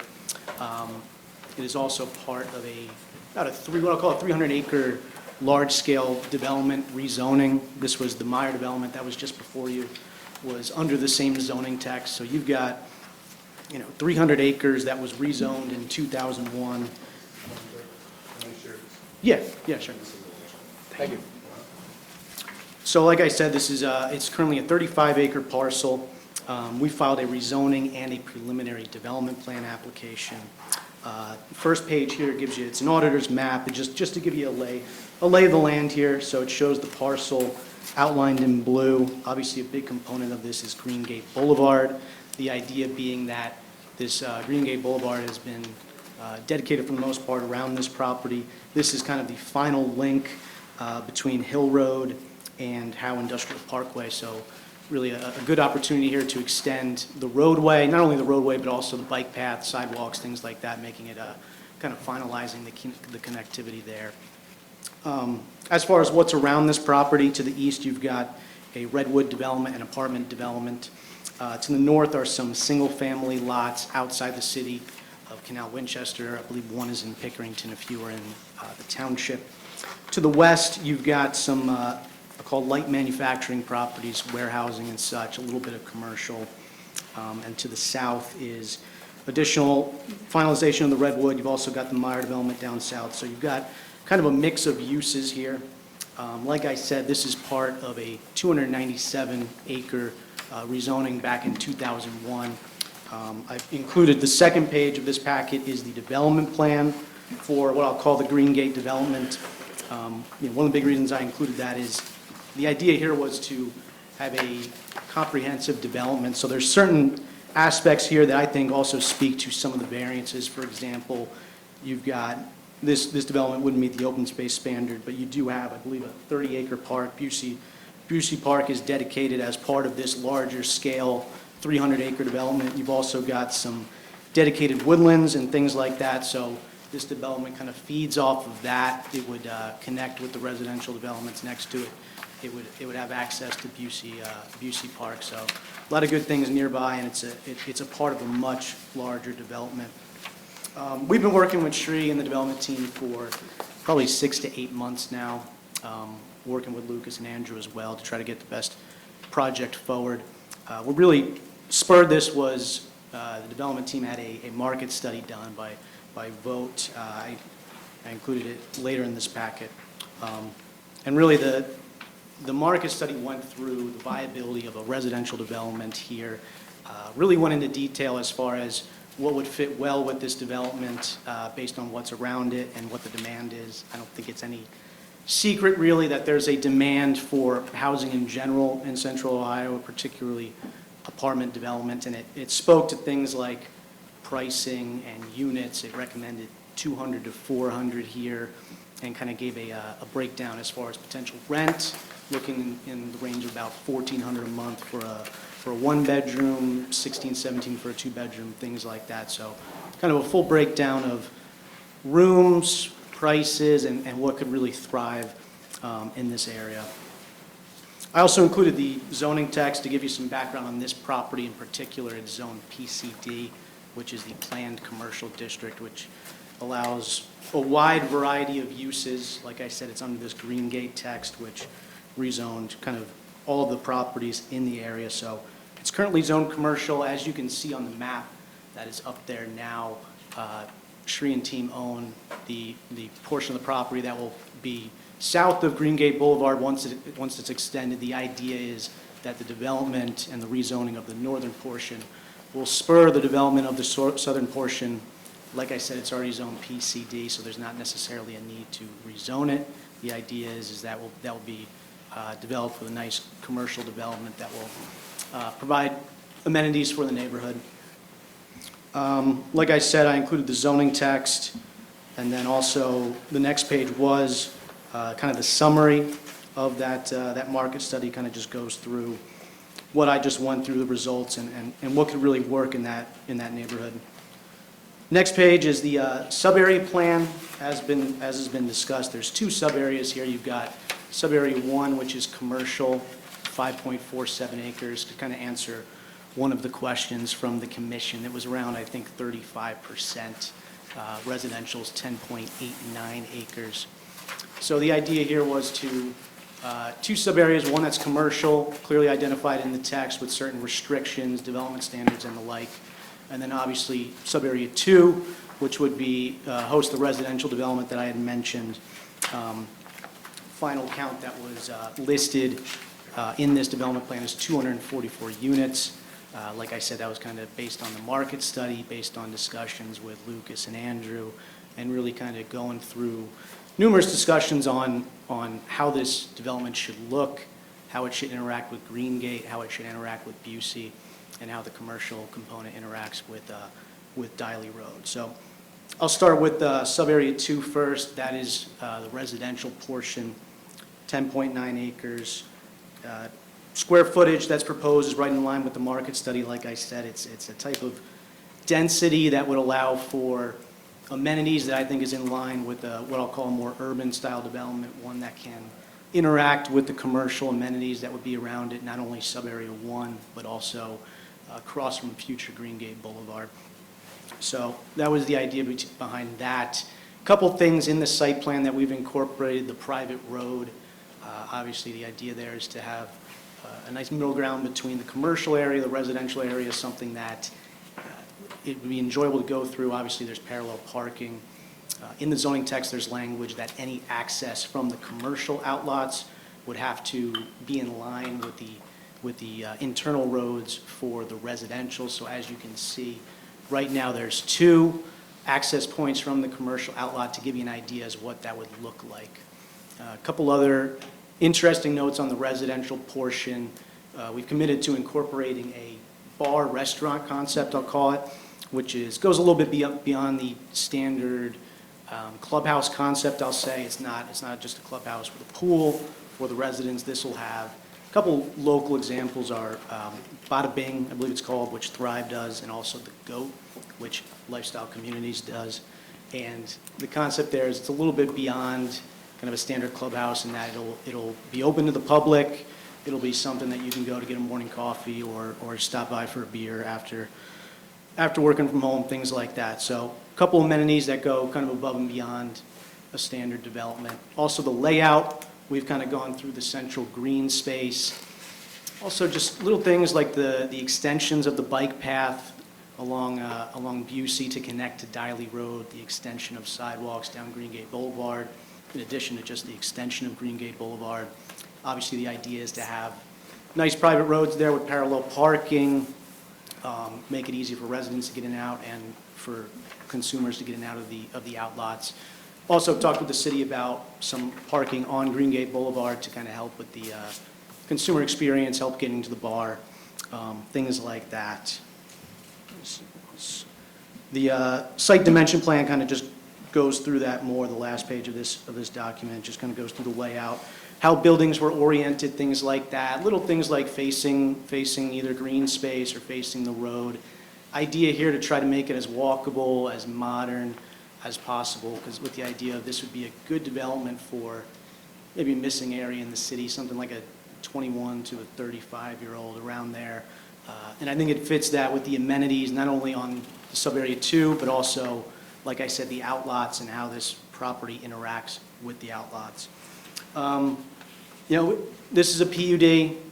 With that comes a development standards text, so we've worked to incorporate ways to make sure that the commercial works well with the residential, whether it be restrictions of certain uses, things like parking lots or auto repair, things like that, but making sure that works, but also certain layouts, things like that. As I said, private road, how the commercial interacts with that.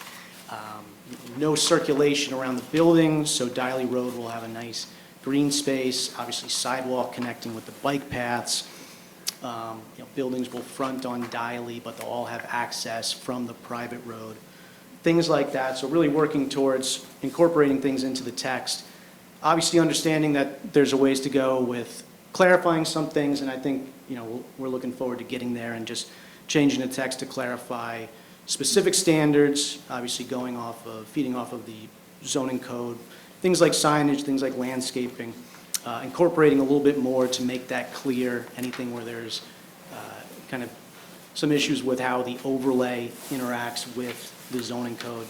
This property is in the Violet Point overlay. So just working through that, clarifying that, looking forward to doing that. Like I said, still some things to do here, but looking to get your feedback, so when we do come back, we have a better idea of what we can do and how we can help. So, thank you for that, Sri. Yeah, can I just add a couple things?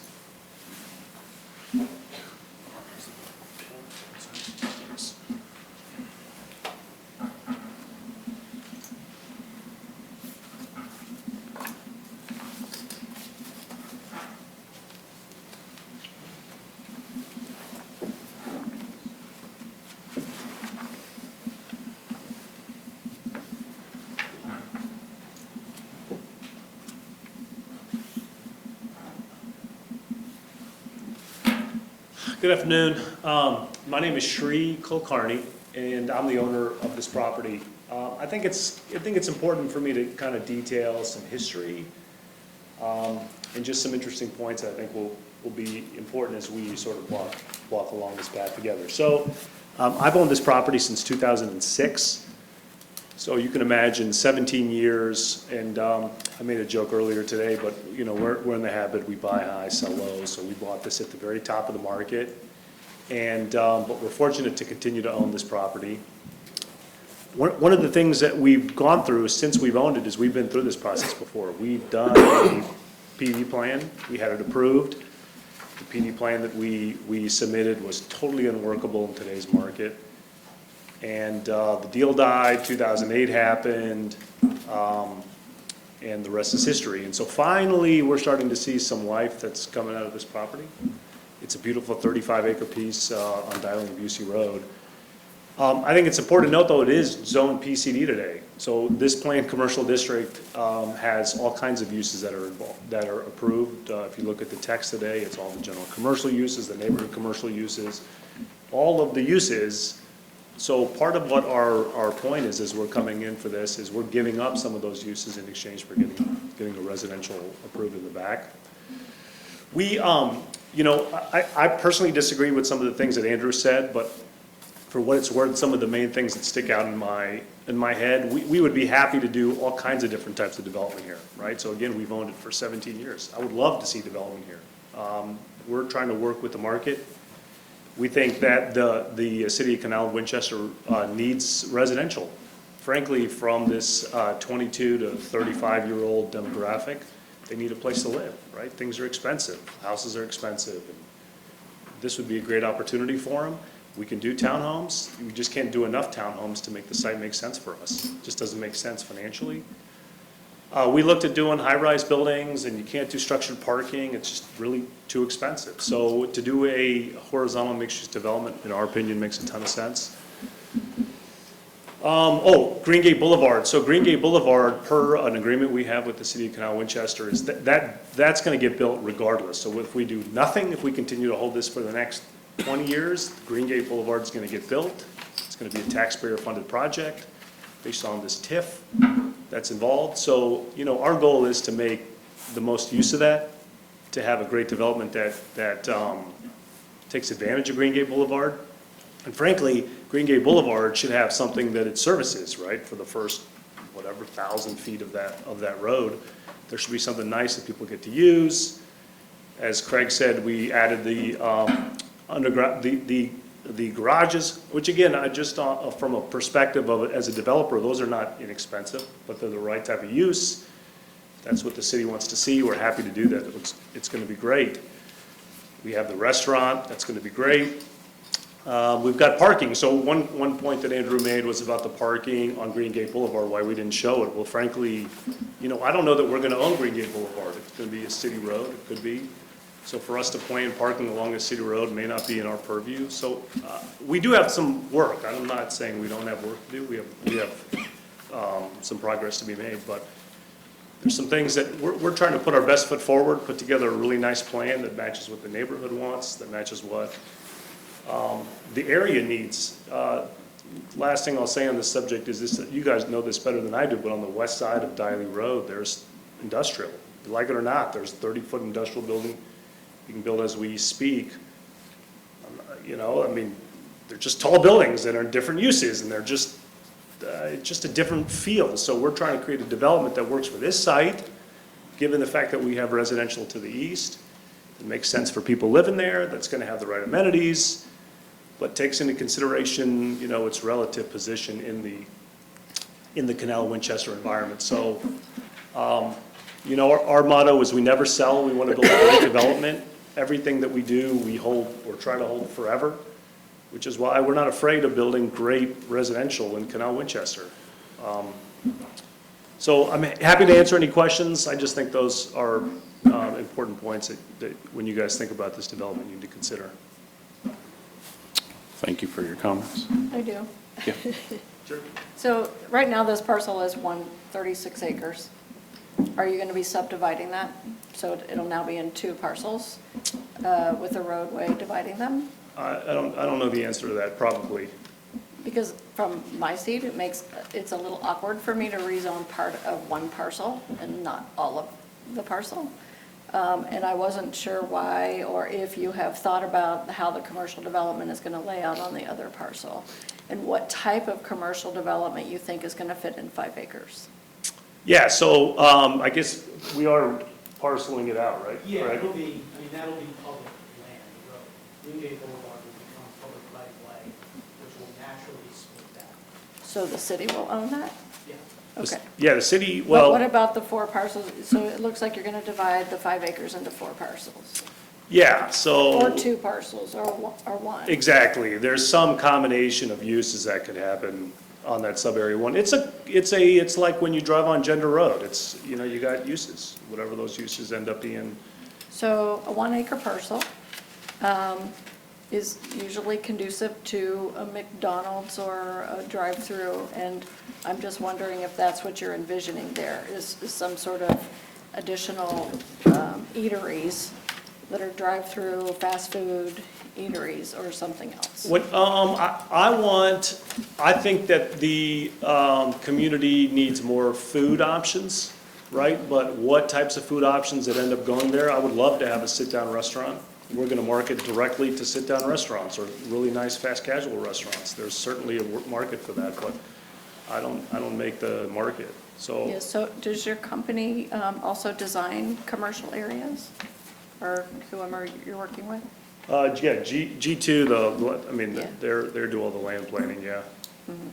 So where would we find another project similar to this in Central Ohio?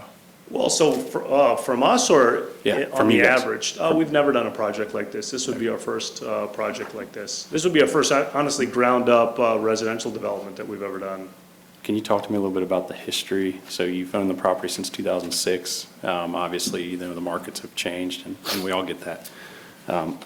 Talk to me about the commercial aspect of this property, since it's currently zoned commercial, and the challenges or the opportunities that you see, or both. Yeah, that's a great question. So we have probably the best retail marketing team that I know of. So a long time ago, we had a guy named Mike Simpson. We had CBRE listing the property. So this Anchor and Associates, they got a couple signs on the corners.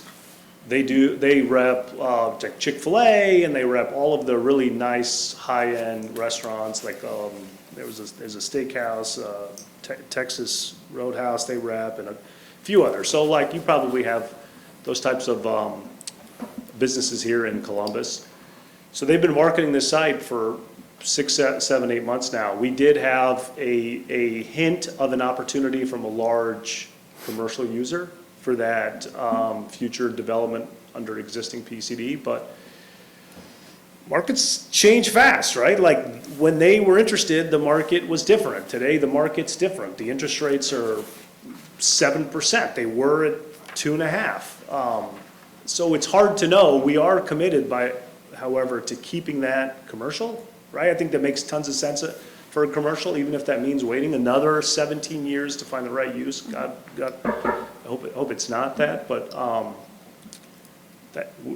we're gonna sit tight, but sorry, I don't know if I answered your question. You didn't, but that's okay. Okay, you Yeah, asked me about what are we seeing on the commercial side? Yeah, I was just interested to hear what the history of the commercial interest has been in the property. Well, when we bought it, we heard there was a Target and a Lowe's. This is 2006. Since then, there's been no commercial interest other than this one sort of big box user pretty recently, which I'm tepid about. So we don't have any interest, every once in a while, we'll get a gas station guy, call us, we'll get a this and a that guy, but we don't have a plan to show them, so we just tell them up front that we got nothing to sell. And so and I don't know that I don't have a concern is not the right word.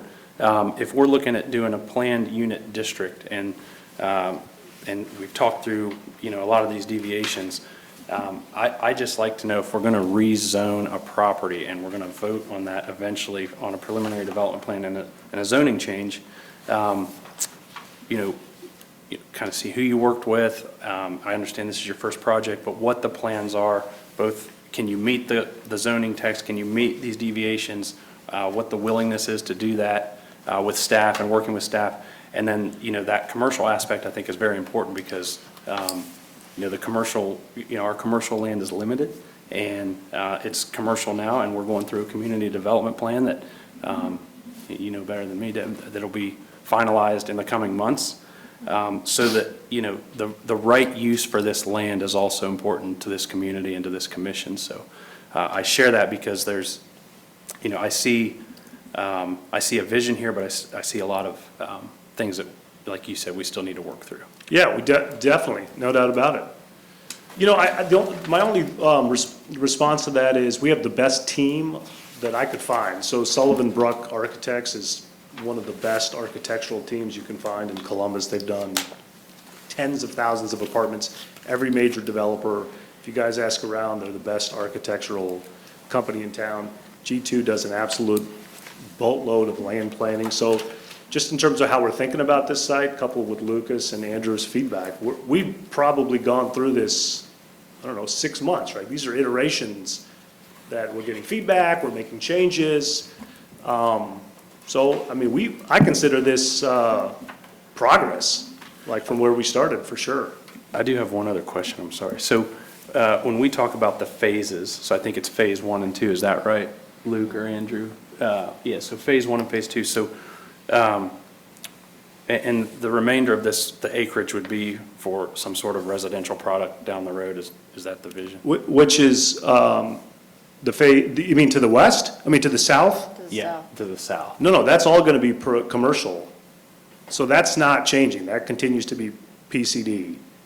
That's planned commercial. We're not changing the zoning. That's going to remain a commercial district per your zoning code. Okay. Which is what I said earlier, like, we're not touching that. That's going to be there for some commercial use.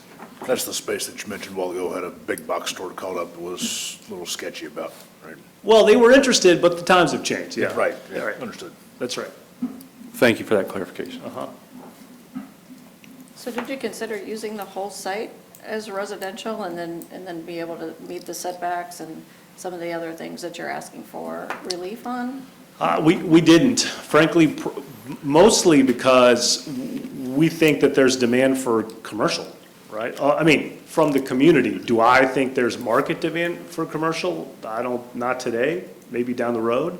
Willing to figure that out, but no, we didn't consider looking at the entire 35 acres as a residential. If you guys are open to that, I'd be happy to look at it. I'm just asking if you did. And in your market study, did it identify what sector of the community needed it? Was it lower income, middle income, higher income?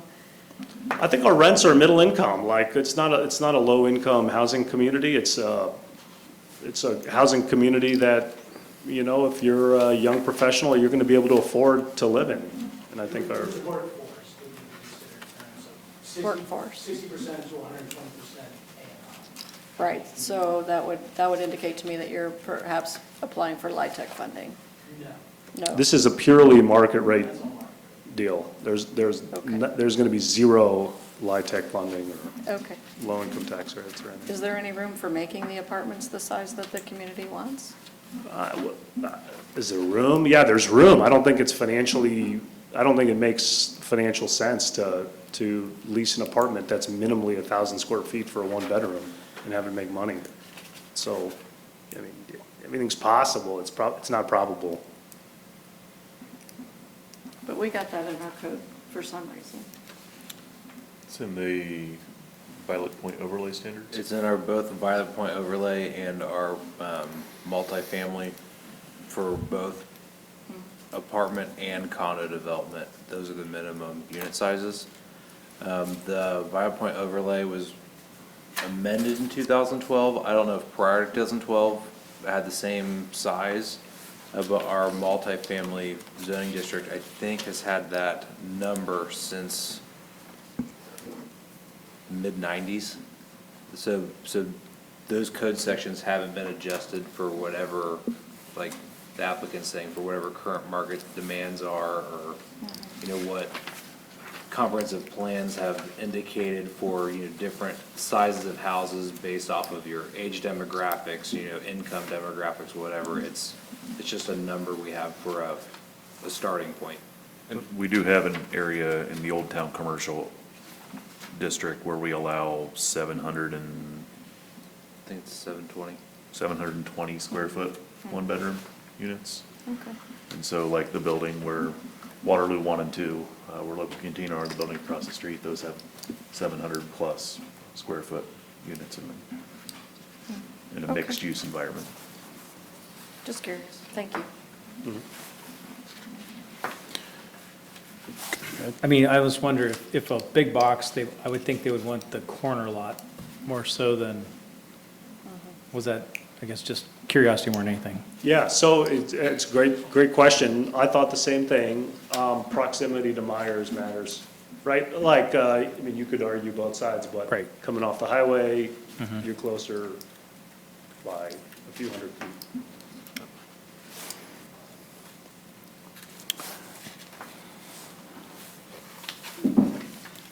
So, the recommendation from staff is to table both applications and continue the dialogue with the applicant. I'm not sure we were extremely helpful in dialogue, but is the commission, first off, are there any other questions or comments for the applicant? I think the concept when we were talking about the the PUD would be something more like a Grandview Yard, something like what's up at the Bridge Street, right? So it kind of has that mixed, so I know, I've heard there's been some conversations back and forth about what's in the commercial and what's in the residential and a bit back and forth to that. And so I think some of blending that or mixing it, making it look like it's, you know, it was, you know, kind of almost older and organic, and it grew that way, more so than planned to be that way. I think that's kind of what some of the hesitancy is here, because we see a lot more detail on the residential side than what we do with the commercial side. And I think that's where the hesitancy is, because we can drive up and down Gender Road and see 3 or 4 subdivision, or 3 or 4 developments similar to this, which you can tell they've kind of left some spots for commercial, but that's about as far as it's made it, so. I'm not overly familiar. Are those apartments over retail that you're talking about, Grandview Yards and all that? Yeah, Grandview Yard, it's a lot larger, although 35 acres is a pretty good definition of it, but you have like a standalone hotel, and then you would have an apartment over top some commercial, then you would have a standalone restaurant. I mean, it's a pretty unique mix of everything. Both Grandview and the Bridge Street yeah. development are both Right. vertical mixed use. So This is it's, what we drove by today in Arlington Heights. That'd be Dublin. Oh, Bridge Park. Bridge is the one. Dublin. Yeah, so, I mean, I hear you totally. Right. And I, in a perfect world, right, building a beautiful mixed-use development like that makes sense. I don't think, my personal opinion is, from our market study, what Vote said, this isn't the spot, right? Like, in those areas, it's very dense. You're not across the street from all kinds of industrial use, like, it just isn't. This is It's a unique spot. It's a unique spot, and this is a plan that fits a lot of different things, and we're building a much higher-end product than you normally would see for multifamily. You typically see the 3-story walk-up, and frankly, staff has done a great job in keeping us heading in the right direction, but this is an expensive product to build with garages. It's just a different use. There's a lot of, street parking, and it's just a different feel. I mean, I think it's a good plan. Yeah, I just want to, I work with Sri, I'm Don. I guess to answer part of your question, and yours also, is why are we here and we got this many deviations in what we're trying to present. I think part of it was just trying to get some feedback from yourselves. I mean, we've been working with Lucas and Andrew. We're obviously getting their feedback. And part of it is, as each time we get a comment, we have something redrawn by G2 or the architect, it's a lot of money. And that's part of what we do as a business, is that, but at some point in time, you want to get in front of, and start hearing comments of, hey, did you think about this? Did you think about that? Because, while we're listening to and trying to work with Lucas and Andrew, and I think we've got a plan in place to get through a lot of the comments that Andrew has. Still at the end of the day, if we can keep doing this, but there isn't the support for this project as it's laid out on the site plan, we're kind of just wasting time and money. So part of it was just to come up and say, here's who we are, this is what we're trying to do. We know we need to clean up zoning text and different things, but if we're past, or we're not even visioning the same concept, we're kind of just wasting time. So that was part of the reason why we wanted to come up here, and there were so many questions with the zoning text. So That's one person's opinion. The price point of rental property is about to go crazy. We know what's going on in the community. We know what's going on in the New Albany area. We know what's going on with all the construction in the area. There's construction workers coming in. There's a need for development for residential. There's a need for housing coming. I like to hear the price point that we're talking about. I like to hear the demographic that we're looking for. If you look at the median age of the people in this community, you're targeting what we need more of in Canal Winchester. There are a lot of things in here we got to talk about. There's a lot of things that the staff brought up. Simple things like signage that we got to touch on. Unit sizes, we've heard a lot recently about unit sizes. Setbacks, building heights, all those things we got to touch on. But the fact that you're looking to move from a commercial district, which we think we've got some commercial land. We kind of have a shortage in this area of commercial land, but there's definitely a shortage of good prime residential property that we can put good housing in. I'm not opposed to the idea of what you're talking about. It makes a lot of sense to me. I know the other properties that you're talking about up in Dublin and things. I understand that in this area, the vertical mixed use doesn't make a lot of sense. We're not that dense down here. Thank goodness we're not, right? We'd be talking about a whole different issue if we were.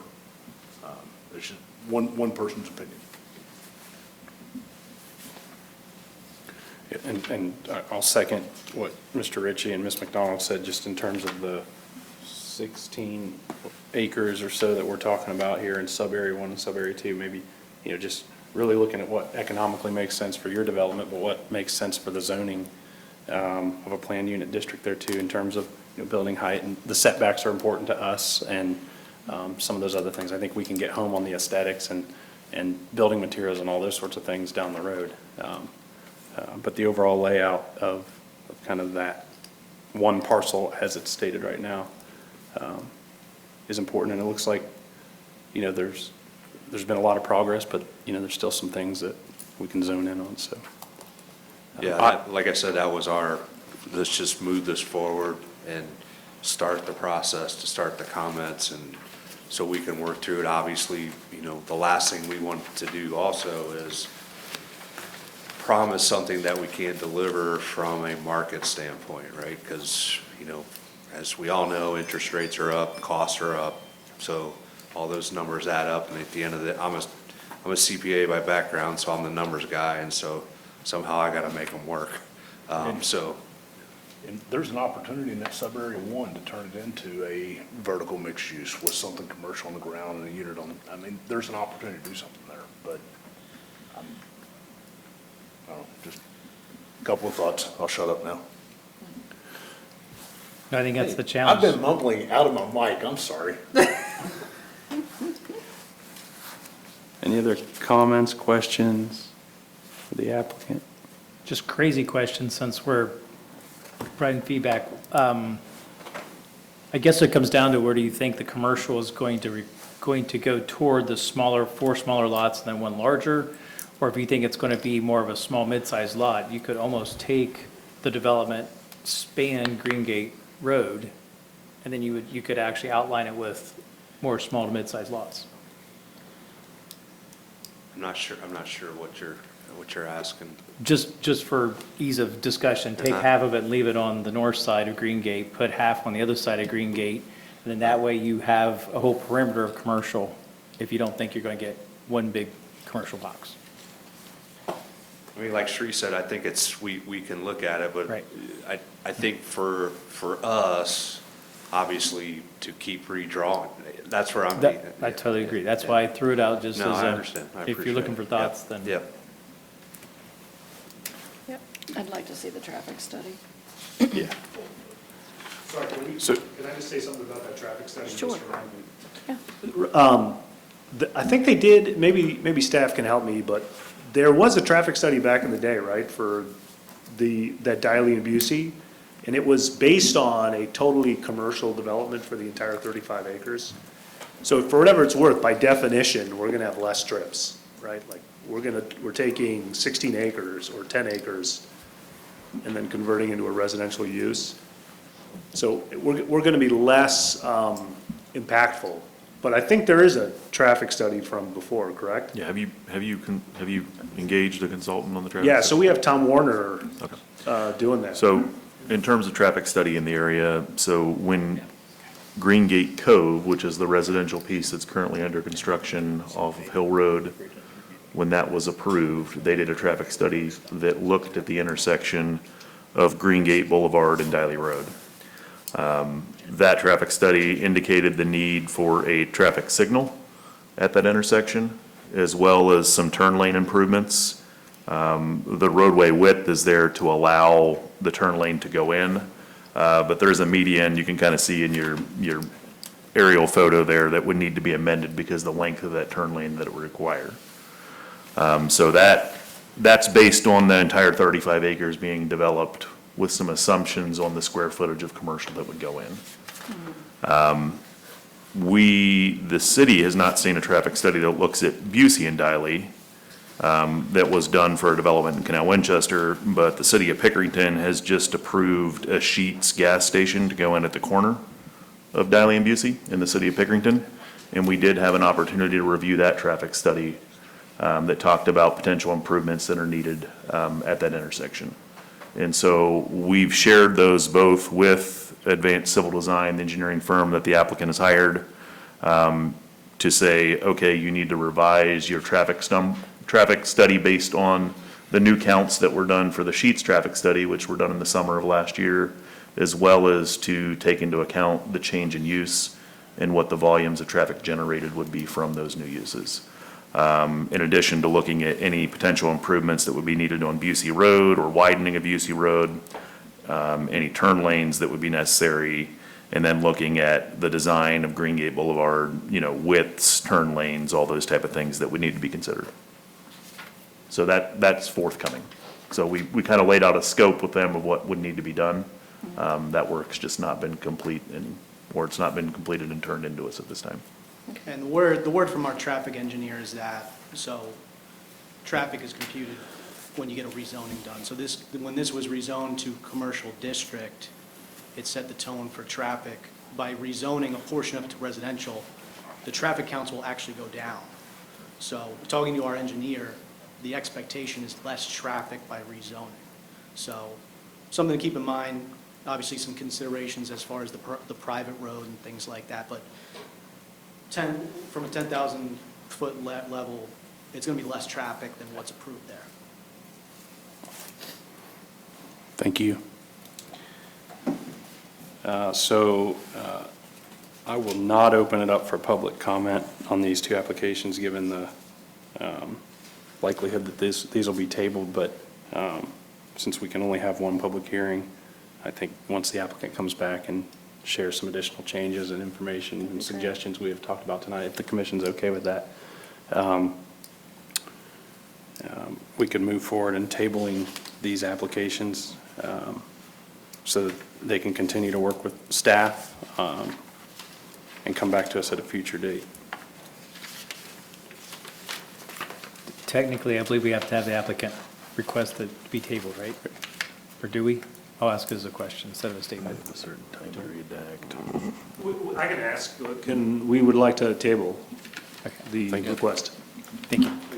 That will get you around the, Public hearing. the public hearing and the time periods in the code requiring action.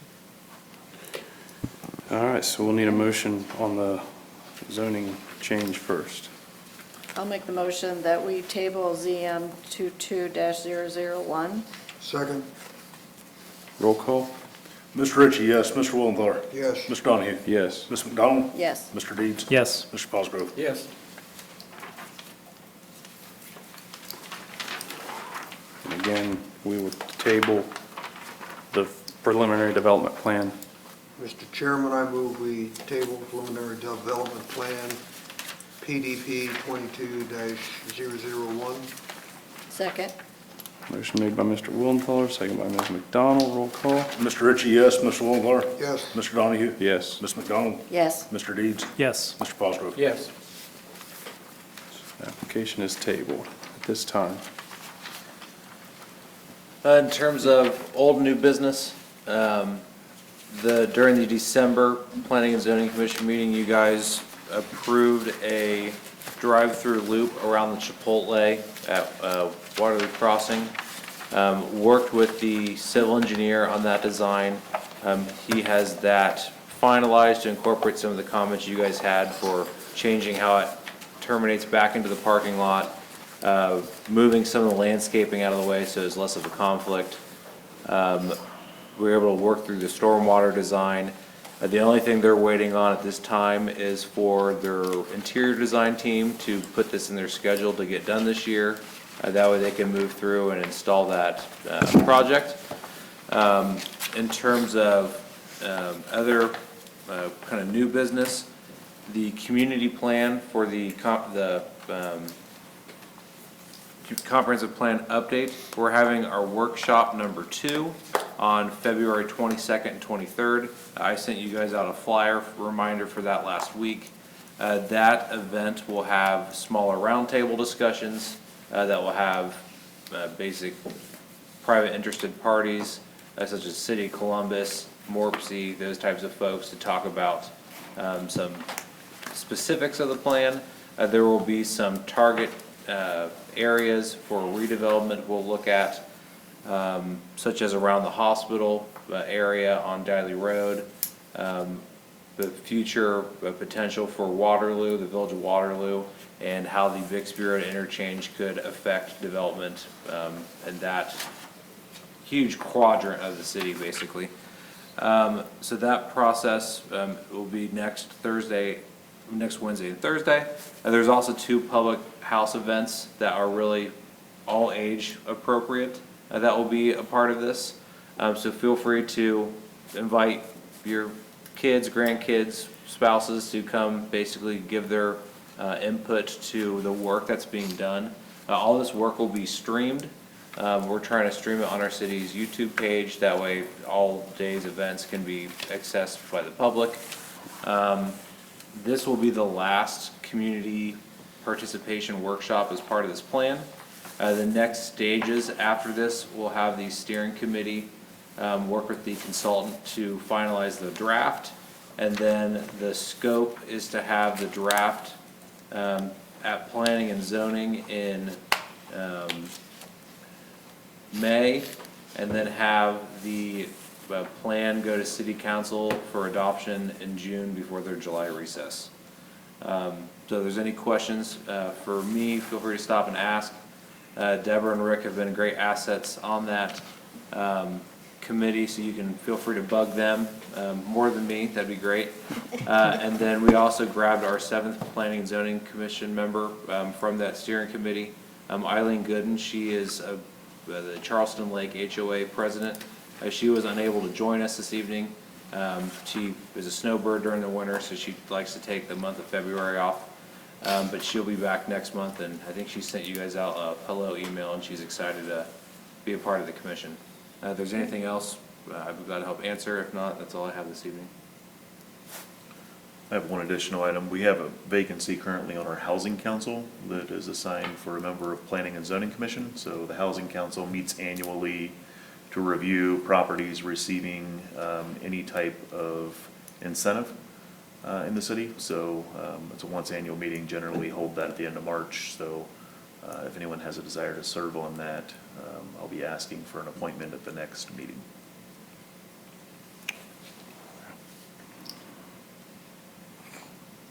All right.